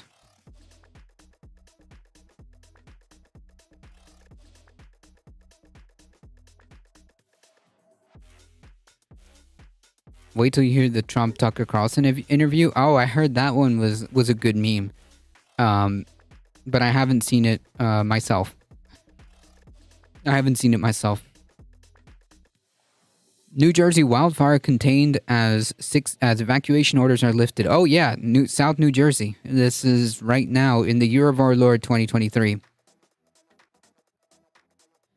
Evacuation orders have been lifted now that a forest fire is 60% contained. More than 3,800 acres have burned in this fire that started in Manchester Township, though it's unclear how the fire started. The fire, which began Tuesday afternoon, came on as record heat sets in across the Northeast. The single fire has burned more than half the average acres burned in New Jersey in an entire year, according to statistics from the New Jersey Forest Fire Service. The Jimmy's Waterhole fire was 60% contained and burned 3,859 acres as of Wednesday afternoon. It was just 500 acres at 10 p.m. Tuesday. Jesus. About 170 structures in the township were evacuated, but all residents have been allowed to return home. The cause is still under investigation, and we have teams out investigating today, so no determination as it remains under investigation. He said officials plan to see if they can find a source of origination point for the fire.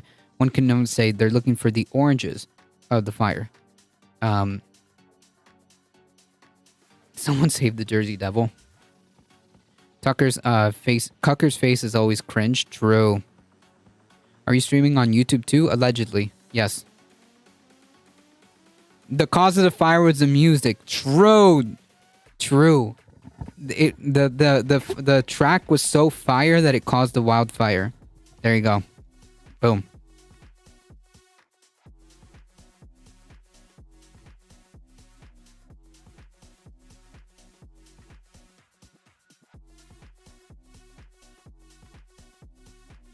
It was the space lasers. That's what Marjorie Taylor Greene would say. Let me go back to that comment. Hold on. Close.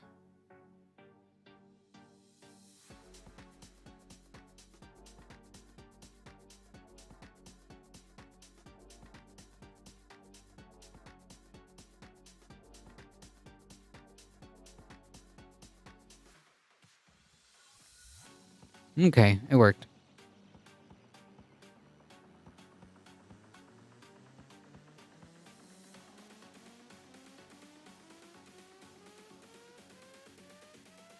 In case you needed any reminder of the climate crisis situation,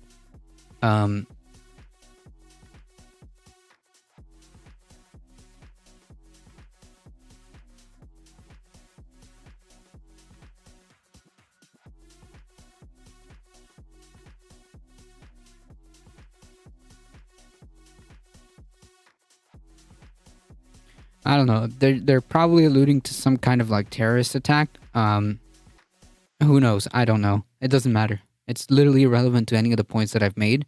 And pointing out more like atrocities isn't relevant to the point at all. At all. Unless your point is that like Ariana Grande music made them do that. I don't understand. Whatever. Could you imagine Ariana Grande busting out gangster rap album? True. And now she's gonna be linked to whatever spike in crime. Thanks, Mayhem Hippie. Truck carrying 40,000 pounds of toxic soil from East Palestine train derailment has overturned on the highway. Yep. This whole saga of the East Ohio Palestine derailment just keeps getting worse. A truck carrying around 40,000 pounds of contaminated soil from the site of the train derailment in Ohio, which saw officials release toxic chemicals into the area to prevent an explosion, overturned on a highway this week. The commercial vehicle was headed northbound on State Route 165 when it careened off the roadway and overturned on its right side. Jesus. I've seen more about this on TikTok than I have on the news. Yeah. And the recycling factory in the fire in Illinois. True. There's so much stuff to like keep track of. But true. The incident unfolded on Monday in Unity Township, NBC affiliate WFMJ, which is based in Youngstown, reported. The driver sustained minor injuries, and the incident and around 20,000 pounds of the contaminated soil spilled on the roadway and berm. The Ohio EPA deemed that the spill had been contained and was not considered a threat to nearby waterways, the emergency management agency said. I mean, like, this should also be, the cost of any of this, should also be forwarded to the rail company. The derailments will keep happening until the government decides it's an emergency. The rail companies won't do it themselves. Yep, very true, and a very strong case for just nationalizing them. I gotta go take care of my seedlings. Enjoy stream, everyone. Thanks always. Hey, thank you for stopping by. I appreciate it. And yeah, you do that. We've been starting our own little seedlings, so I completely understand. It's about that time. I completely understand. Thank you for stopping by. So yeah, essentially, if the railroad companies aren't going to do it, then this is the strongest case for nationalization that I keep hearing. That I keep hearing. So yeah, dude, just nationalize these fuckers. Fuck them. A local fire rescue team and the Ohio Environmental Protection Agency responded to the crash. The driver was cited for operating a vehicle without reasonable control. Earlier Monday, the Emergency Management Agency had that around 17,300 tons of excavated soil was ready for removal from East Palestine. It said 19,900 tons of soil had already been removed. Yikes.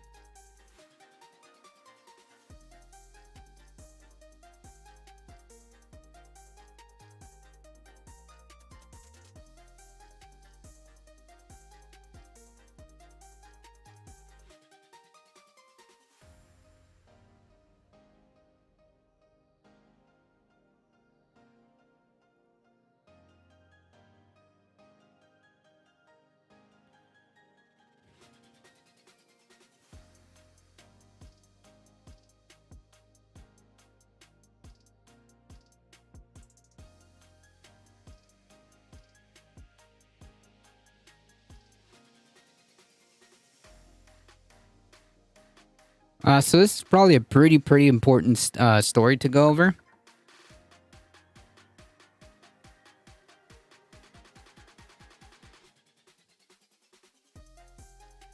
Texas County considers closing library system after judge orders banned books to be returned to shelves.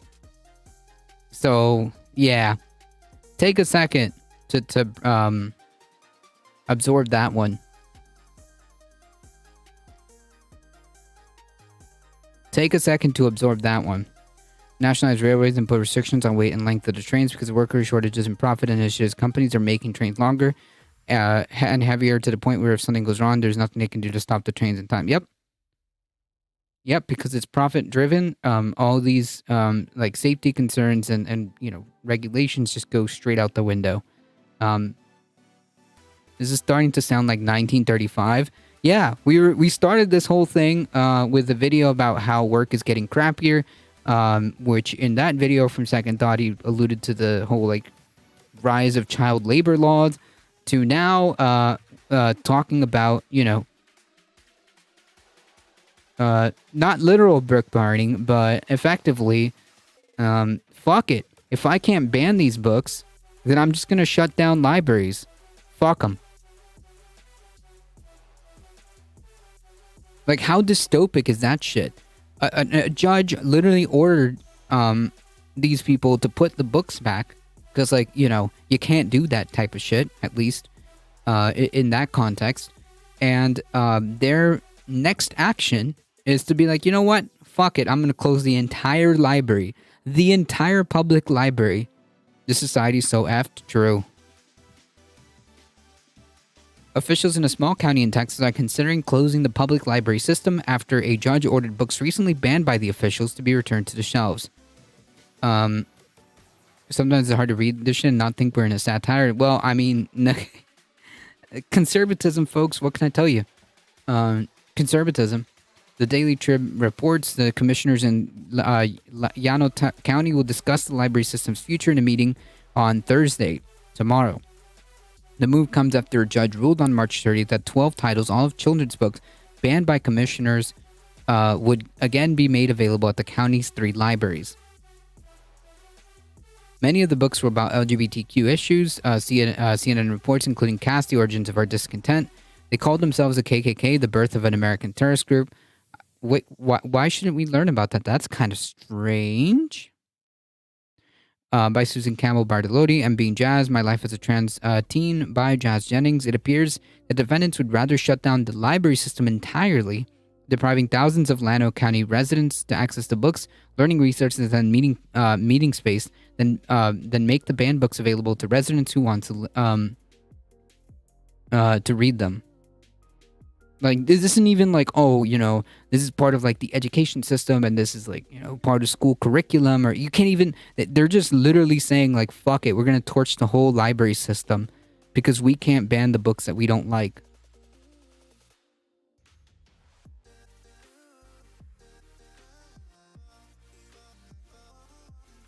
These are the same people who scream about the free market but do things that are against the free market. Yeah, fundamentally, they actually don't believe in the free market. They don't believe in that. Not really. They say they do, just like they say they believe in free speech, but I point you to exhibit umpteen thousand. They don't believe in free speech. They don't believe in the free market to the extent that even exists. Which it doesn't, but whatever. They portray themselves as people who believe in the free market. They also portray themselves as people who believe in small government. They're not about small government either. They also try to present themselves as people who are quote unquote pro-life, but there's nothing pro-life about their politics.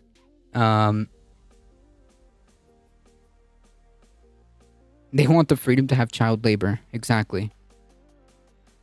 Texas, 50-state experiment to see how stupid we'll get. True. The UK banned the right to protest. Yikes. Remind me, who's in control of the government now? In the UK.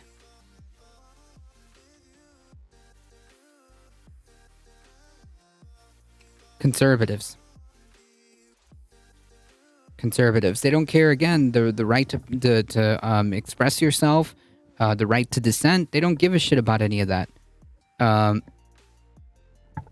Because fundamentally, they don't believe in any of that stuff. The only thing they believe in is power. The only thing that conservatism cares about is power. Make no mistake about it. An ideology, a movement, if you want to call it that, a movement, an ideology, a political a political party, whatever, any of that, which you can kind of lump in conservatism, like the Republican Party, the UK's version, the Tories. Hey, Touring News, welcome. Thank you so much for the raid, a party of 61. Welcome, welcome, welcome. Thank you so much for the raid. Oh my goodness. Thank you. Welcome, welcome, welcome. I'm hungry and I gotta go eat. Go eat, go eat, go eat. Thank you, thank you, thank you, thank you. I appreciate that. Folks, if you've never seen us before, we are A Difficult Truth. We do the news, we do the politics Monday through Thursday, 5 p.m. Eastern Time. Wow, thank you so much, Touring. Holy crap. Folks, if you don't know and haven't already, make sure you go on the twitch.tv/Touring News. Brad is a phenomenal streamer. You'll learn a thing or two. I guarantee it. I don't think by definition a right can't be banned. Anything that can be banned isn't really a right. Correct. Welcome, welcome, welcome. Memo for the record. Tyrant X, Maggie, thank you for the follow. I appreciate that. Welcome. So the point I'm trying to make is that, like, any political movement or political ideology, that doesn't respect fundamentally the right to bodily autonomy, which is why this entire abortion thing is so important. Any political movement or ideology that fundamentally doesn't acknowledge the right to bodily autonomy is super dangerous. It's super dangerous and should not be allowed anywhere near power.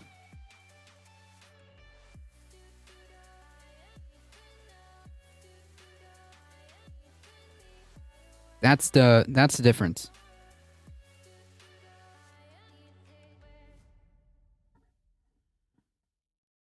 And when a party, movement, ideology can't respect the right to bodily autonomy, all bets are off. All bets are off. That's why you're seeing this movement to strip away, the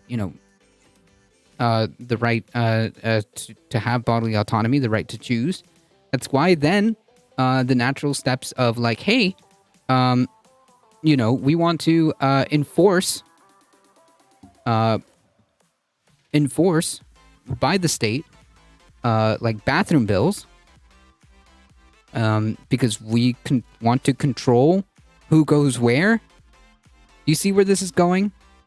Like a party and a movement or an ideology that doesn't care about bodily autonomy will start to move in that direction. It's a natural progression of that.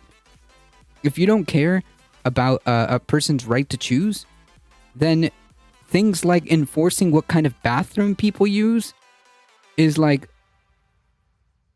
the natural conclusion of things. Then guess what? Interracial equality, interracial marriage, and racial equality, gender equality, all of that starts to go away immediately because they don't care. They don't. If you don't have that fundamental right to bodily autonomy, all bets are off. No, it's not going to stop with bathrooms. That's for sure. It's not going to stop with bathrooms. That's exactly my point.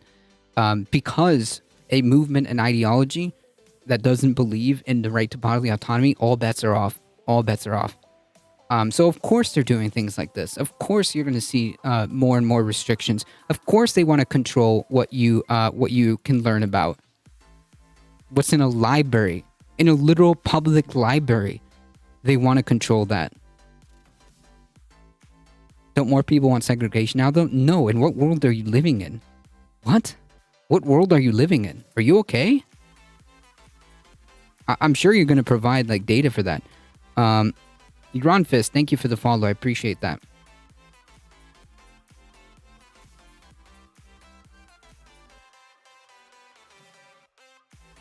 Anyways, CNN reports that 7 residents sued the county in April of 2022 after the books were banned. The lawsuits accused the county's commissioner of getting rid of members of the library board and replacing them with a new panel that reviewed the library system's material, leading to the ban of some children's books.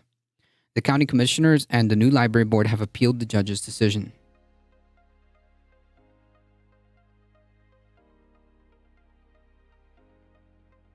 Do these people even go to a library? Probably not. They probably don't even read, to be quite frank. No, I'm kidding. But no, it's not. They don't care. It's about power. It's about control. Because like, why would you ban books? Okay, why would you ban books specifically in a public library? It's an exercise of control.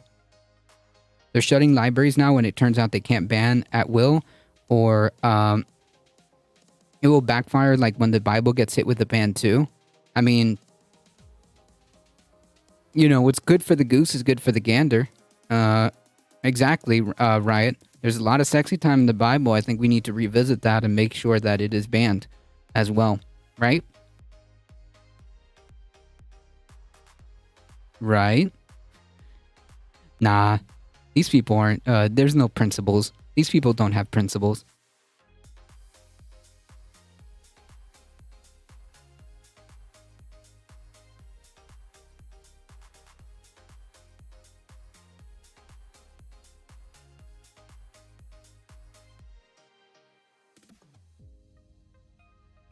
True, a lot of heterosexual relationships in the Bible. Yeah, it does. It does also, whether it be heterosexual or not, according to a lot of Republican, you know, a lot of Republican outrage, they are not a fan of sexuality being presented to kids. So I think you're right. I think it is like an agenda, and I think the Bible should not be taught. The Bible should be banned, and it should be removed from all libraries. What's good for the goose is good for the gander, right?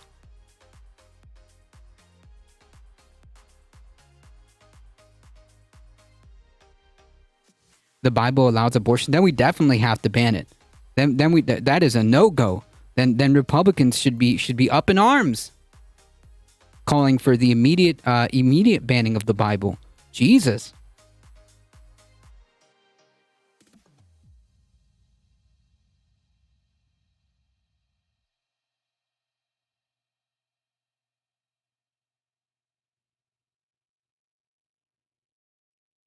True, ban the Bible. I'm all in favor of that.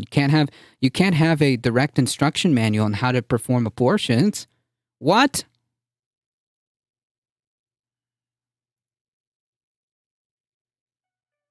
But Jesus said to me in a dream that abortion bad. That Jesus guy was a woke socialist. True. Then like listen, that's the final nail in the coffin, okay? Listen, we can't have none of this Jesus crap, all right? We can't have none of this Jesus crap teaching us about, like, you know, we can't have none of that Jesus crap teaching us about how we should treat our neighbors and how we should love our neighbors and welcome people with open arms. We can't have that woke Jesus shit. We should also remove Buddhist teachings on about tongue-sucking stuff. What are you talking about? You okay, buddy? Are you having trouble coming are you having trouble coming to terms with what's the topic of the conversation? What's the main difference between Republicans and Democrats who won't approve healthcare for all or give another $1 trillion to the military? In that respect, none.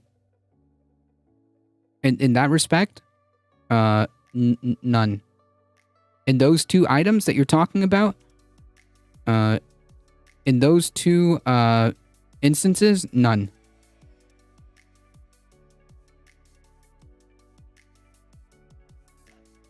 The Dalai Lama asked the kid to suck his tongue. I saw that. That was a little bit kind of weird, dude. I don't know, like that was a little bit weird.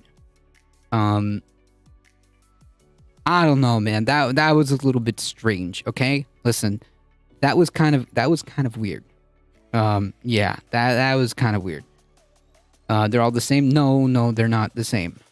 Just because they're cringe, just because the Democratic Party is cringe, and yes, just because the Democratic Party is a party that is, well, at the end of the day, that party does serve capital, does not mean that they are the same.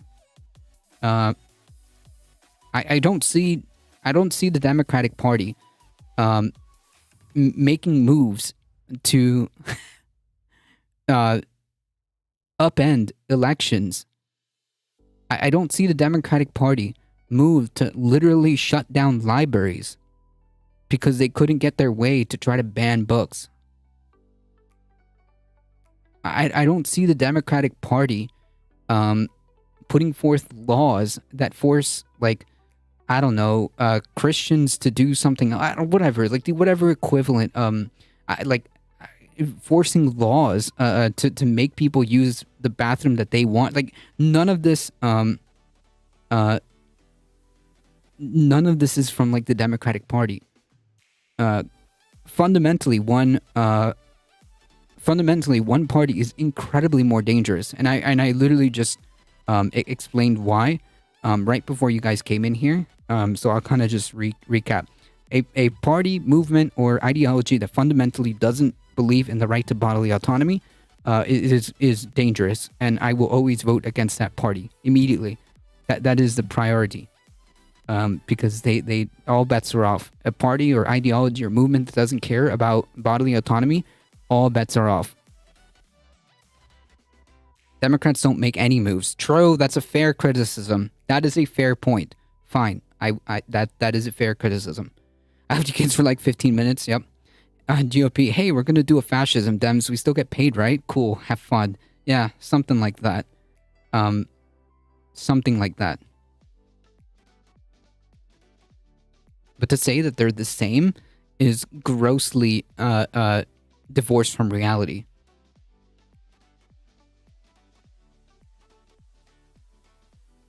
Forced vaccines for all? True, dude. We absolutely had that. True. There was a time in this country where we forced vaccines upon everybody. True. A thing that happened.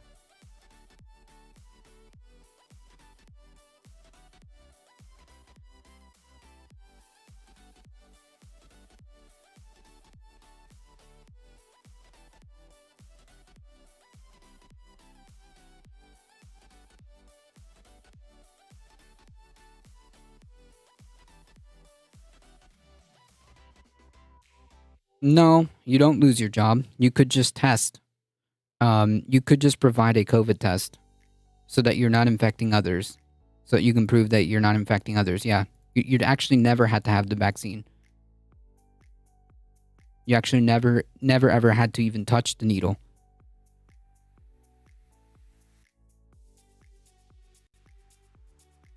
Like, did you even bother? Did you even bother to look up, like, any of this before typing that out? Or did you just want to say whatever random shit that you decided to spew?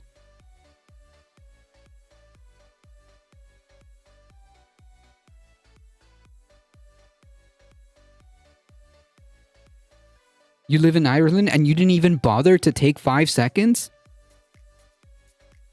to research this before you typed it out? And you don't even live here?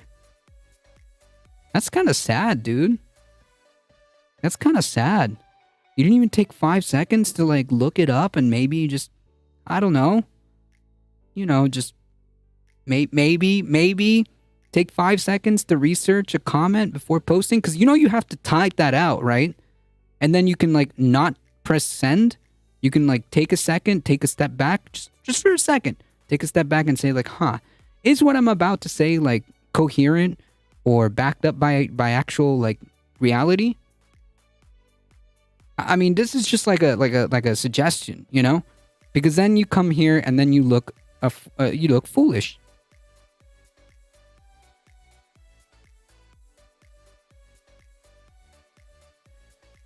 For most, the government and your job are not the same. Correct. Correct. Most states did require their healthcare workers to be mandated. Yes, that would make sense. If you are a healthcare worker, that would make sense that you would have to be vaccinated. Yes.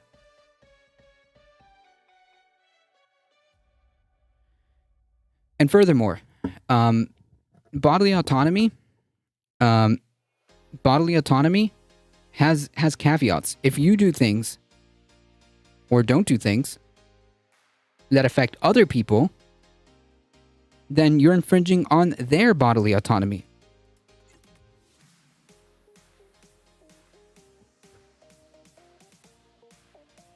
Some places did require, but it was places that had to deal with public safety standards like medicine, food, and public services. Yeah, that makes sense.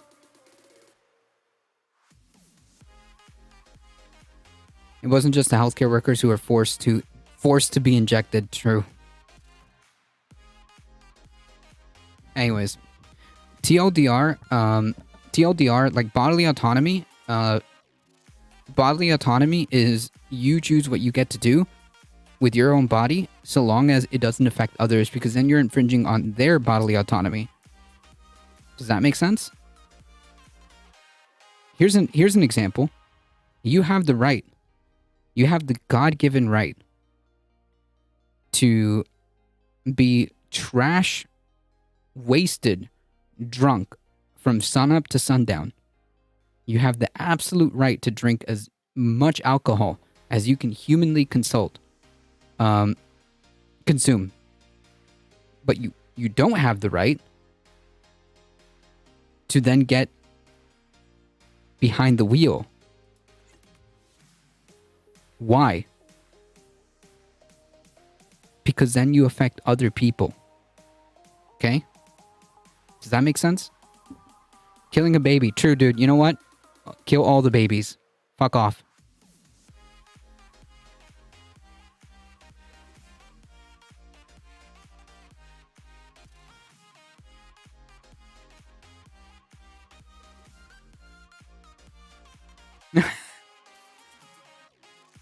I don't think here anyone. Wait, I may have spoken too soon. No, I'm obviously kidding. This is like an asinine art. We're not going down this path. We already did it a couple of days ago. No, I'm not going down this path. No. Unless we have this abortion conversation every day, it's getting old. Yeah, I know. I'm not going down this path.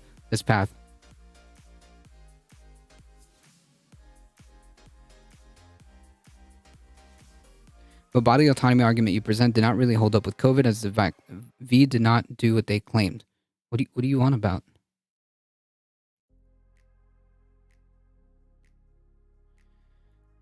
Those acting as if he was in a burning building, they would have saved some test tubes. Experiment underdeveloped fetus over an actual child. Yep, that's exactly what they would do. If they were principled. That's what they would do. Anywho.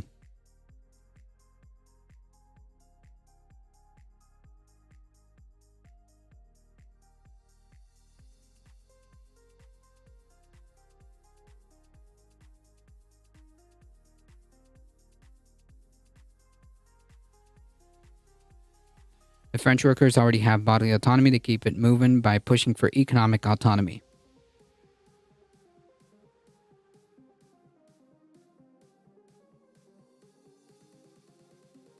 The French know what's up.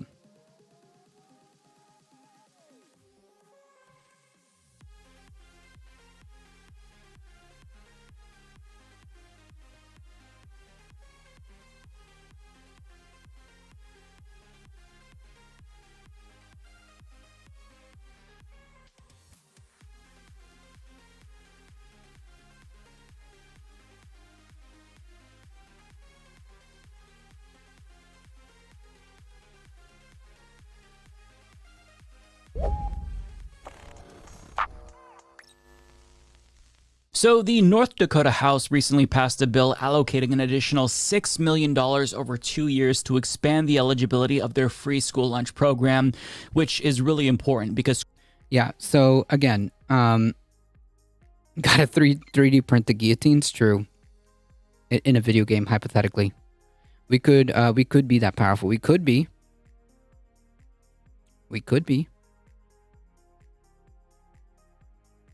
Anyways, reason number 245,385 why voting Republican is just like bad.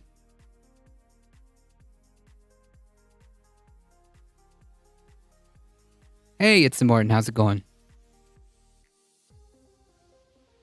Currently, only households who make less than 130% of the poverty level are going to qualify, but the expansion would have made it so that way families who make below 200% of the poverty level also would qualify, and kids in those households would get free lunches as well. The problem, however, is that when it got to the Senate, it was rejected by Republicans by just 1 vote. Now, you might instinctively think that this really isn't. Yeah, Republicans, the party of like, pro kids, pro life, whatever. Yeah, dude, just giving the middle finger. Just giving the middle finger to the kids. Yeah, fuck them kids, exactly. Below 200%, let that sink in. Yep. That big of a deal since the poorest families are already being taken care of. The problem is that income alone isn't necessarily the best indicator of need. A family could just make 1% too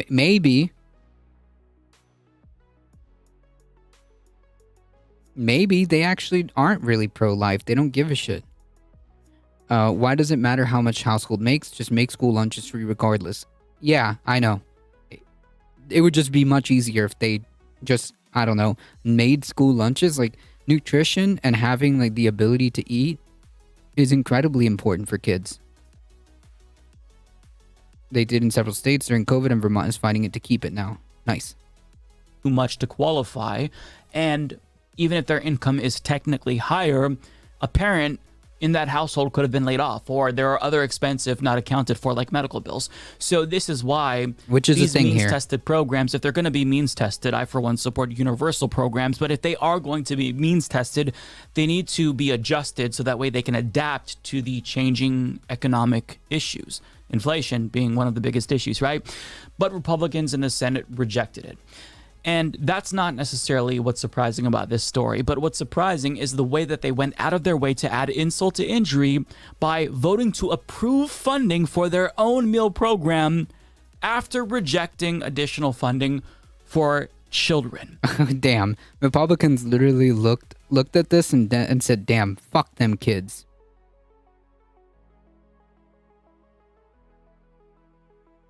I never had lunch in school, made it really hard to pay attention all day. Yep.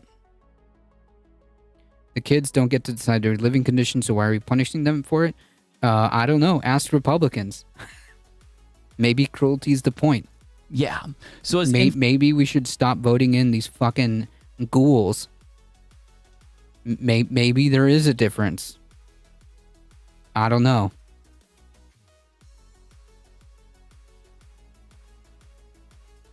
Conservatives want live babies so they can turn them into dead soldiers. True! A prophet. George Carlin, a prophet.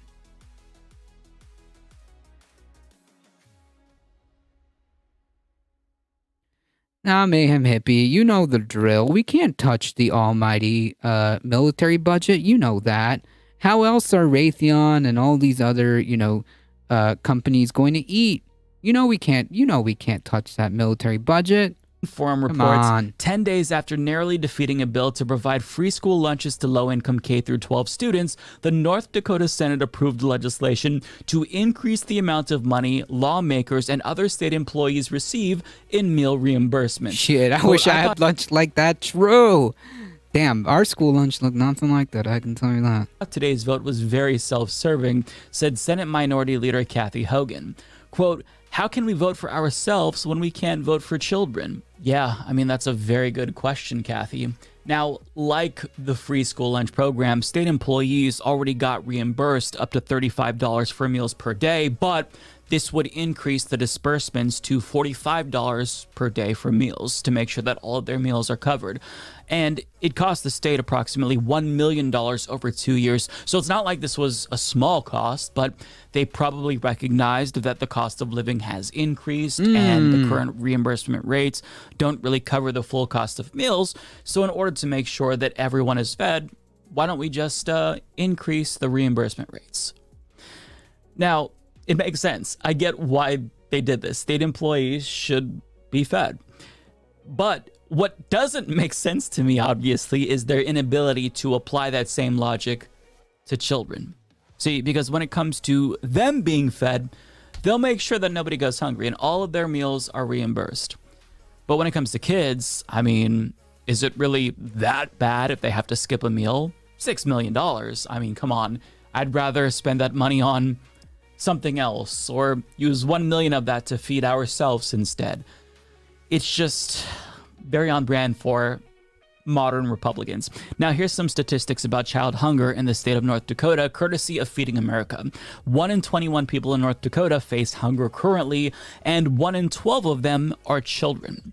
And an estimated $17.8 million in funding is needed to address this issue. And obviously, I think that additional $6 million that Republicans rejected probably would have made a significant impact in curtailing hunger in their state.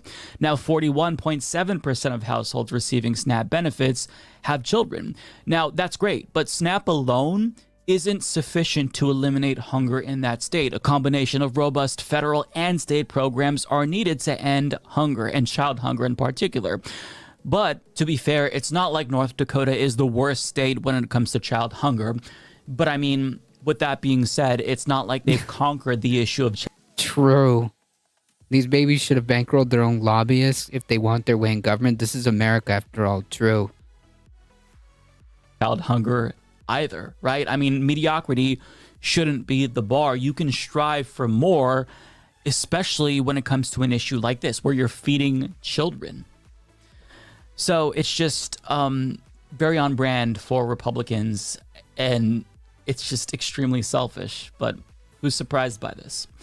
However, what makes the story even more hilariously sad is the response from Republicans, because they basically responded to this story by saying, like, I don't know why we did it. Like, literally, this is what one of them said. We don't have an answer for this, essentially. So 13 Republican senators, including Majority Leader David Hogue and Assistant Majority Leader Jerry Klein, voted to increase meal reimbursements after voting against the free school lunch bill. Hogue declined to comment on the reason he voted for Senate Bill 2124 and against House Bill 1491. He said North Dakota lawmakers often are asked to devote state funds to expand federal programs like the National School Lunch Program or Medicaid. Quote, I don't have a good answer for you as to why we do it sometimes and not others, Hogue said. Klein said he doesn't think there's any correlation whatsoever between the two bills, noting that lawmakers have to treat each issue separately. That's such a load of horseshit. State employees should get a higher per diem because inflation has made eating out much more expensive, he noted. What?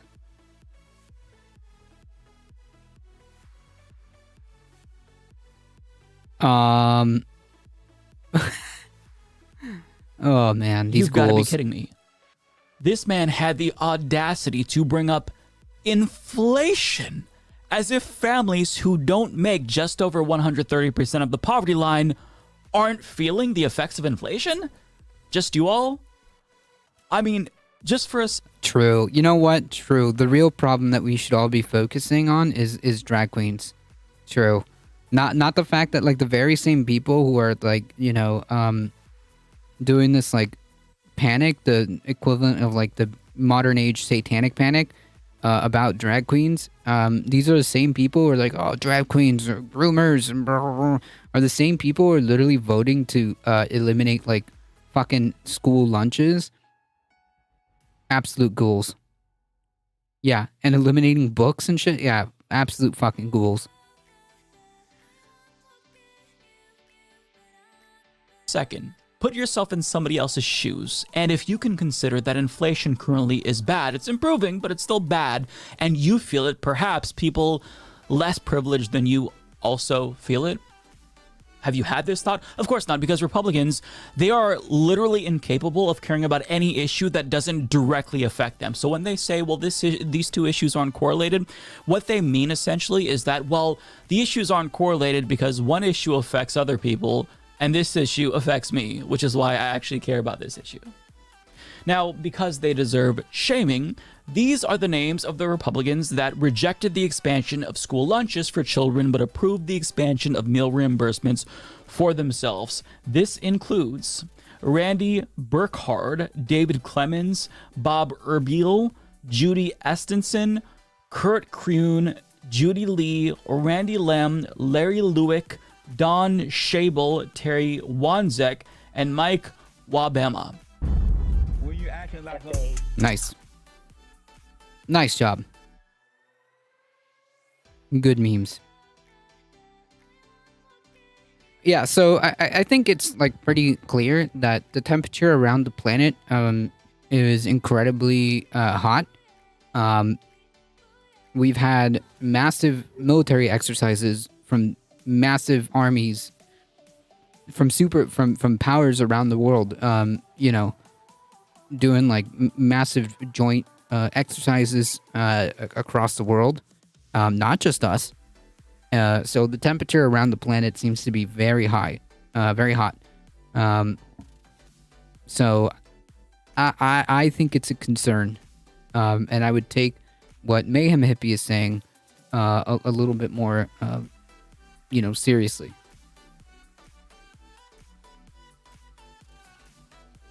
That's what I'm saying.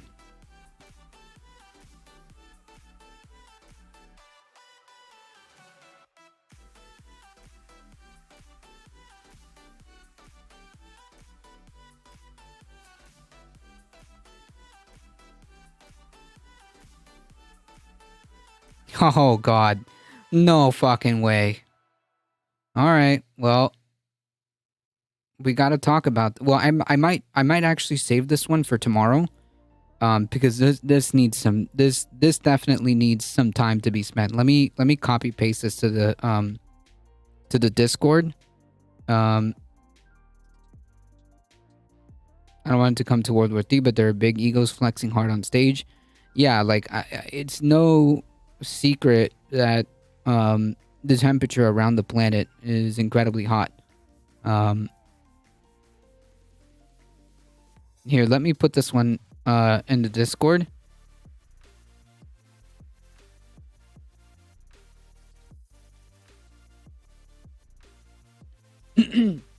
So just to read a little snippet before we go. The legislature continues to deliver on Ron DeSantis' agenda. So, just saying, with the House panel agreeing to move a bill forward that allows insurance companies and providers to deny paying for or providing care to patients who have a quote-unquote conscience-based objection to it.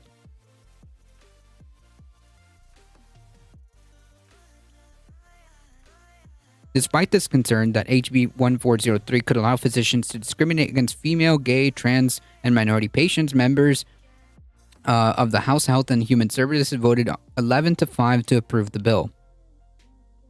Yeah.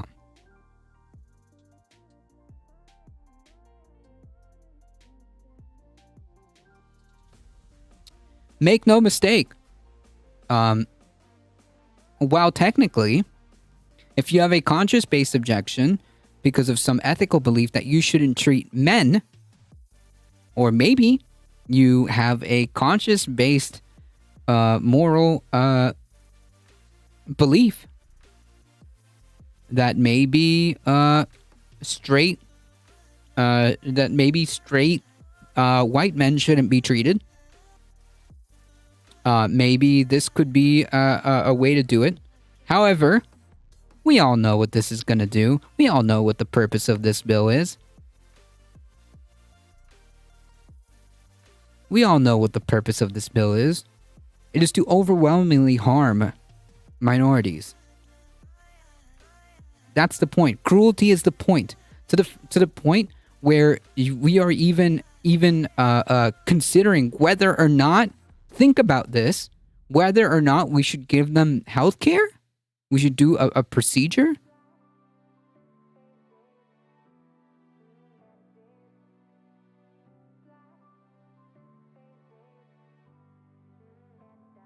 We should not we shouldn't see or treat patients because, I don't know, maybe that patient is gay, maybe that patient is trans, or I don't know. Because like we all know that's exactly what this bill is intended to do. As ethical belief, sorry, I can't treat this woman. I have an ethical belief that I shouldn't be treating women. You're basically setting the stage to deny them health care. How fucking cruel and ghoulish is that? Yes, he is incredibly dangerous. He's more dangerous than Trump. I will not treat those who skip leg day. The power he's giving to insurance providers, yeah, and doctors. We still have problems treating doctors. We still have problems with doctors not treating minorities as it is. Yeah, but here we get carte blanche. Here we get free reign. Explicitly.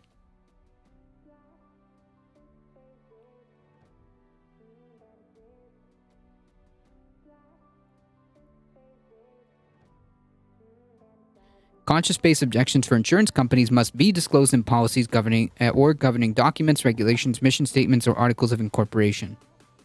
The bill also provides doctors and insurance companies legal protections from any actual or threatened adverse actions, such as legal or disciplinary actions based on their objections. So you can't even have any recourse.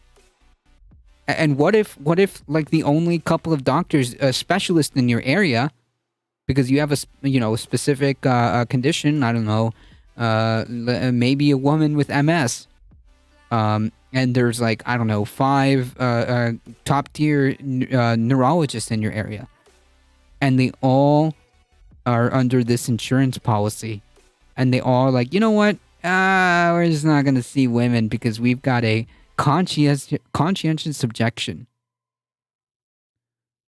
because we have some kind of moral belief. And like, now what? Now you're fucked. Because like the top, neurologists, the handful of neurologists are under whatever plan, and that plan is like basically giving you the finger.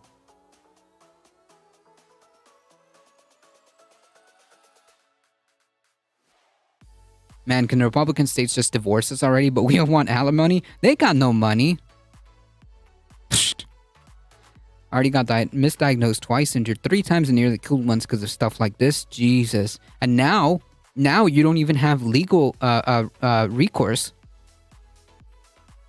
You don't even have legal recourse, or no disciplinary actions will be taken anyways. This is fucked up. This is fucked up.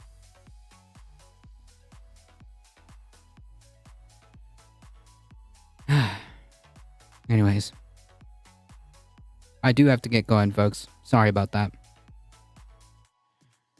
We'll go over that story tomorrow, because that's a very important story. Thank you for bringing that to my attention. I mean, like I said, hey, point proven. A party. Sorry, I saw that on TikTok today. No problem. That's a good catch. Thank you for pointing that out. A party, a movement, ideology that doesn't believe fundamentally in bodily autonomy. All bets are off. This is the kind of shit that they're pushing through.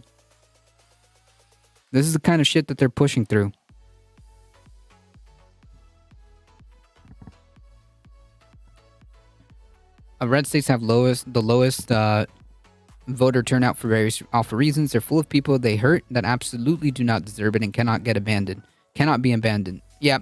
No, I agree with you. I live in a red state. Yep, just testing the waters. Nice to meet you. Thank you so much for hanging out. I appreciate it. Thank you for the follow as well. Alright, folks, I do, just testing the waters. The more they can keep getting away with, the more they'll push. They'll push and push and push.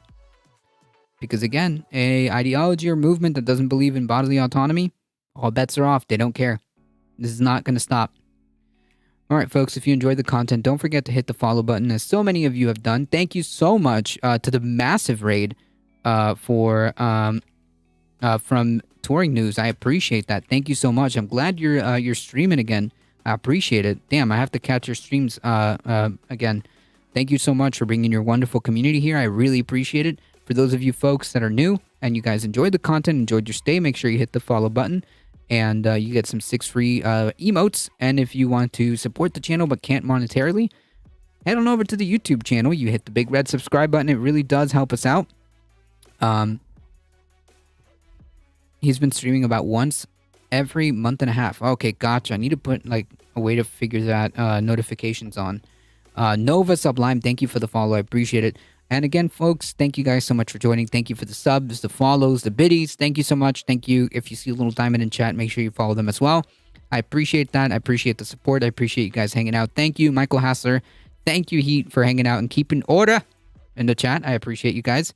As always, folks, Please stay safe. Is stream ending? I just came in. Damn. Yeah, unfortunately. Sorry. However, we'll be back here 5 p.m. Eastern tomorrow. That helps. All right, folks. I got to go. I appreciate you guys hanging. Thank you guys so much as always. Please stay safe. Please take care of each other. We all, and I hope to see you guys in the next one. See ya.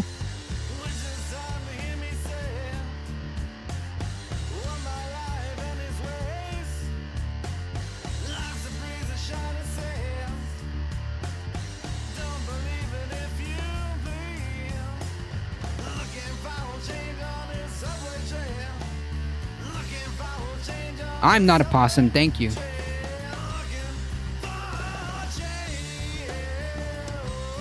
Alright, folks, hang tight.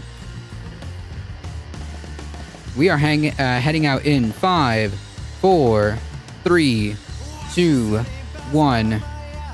See you.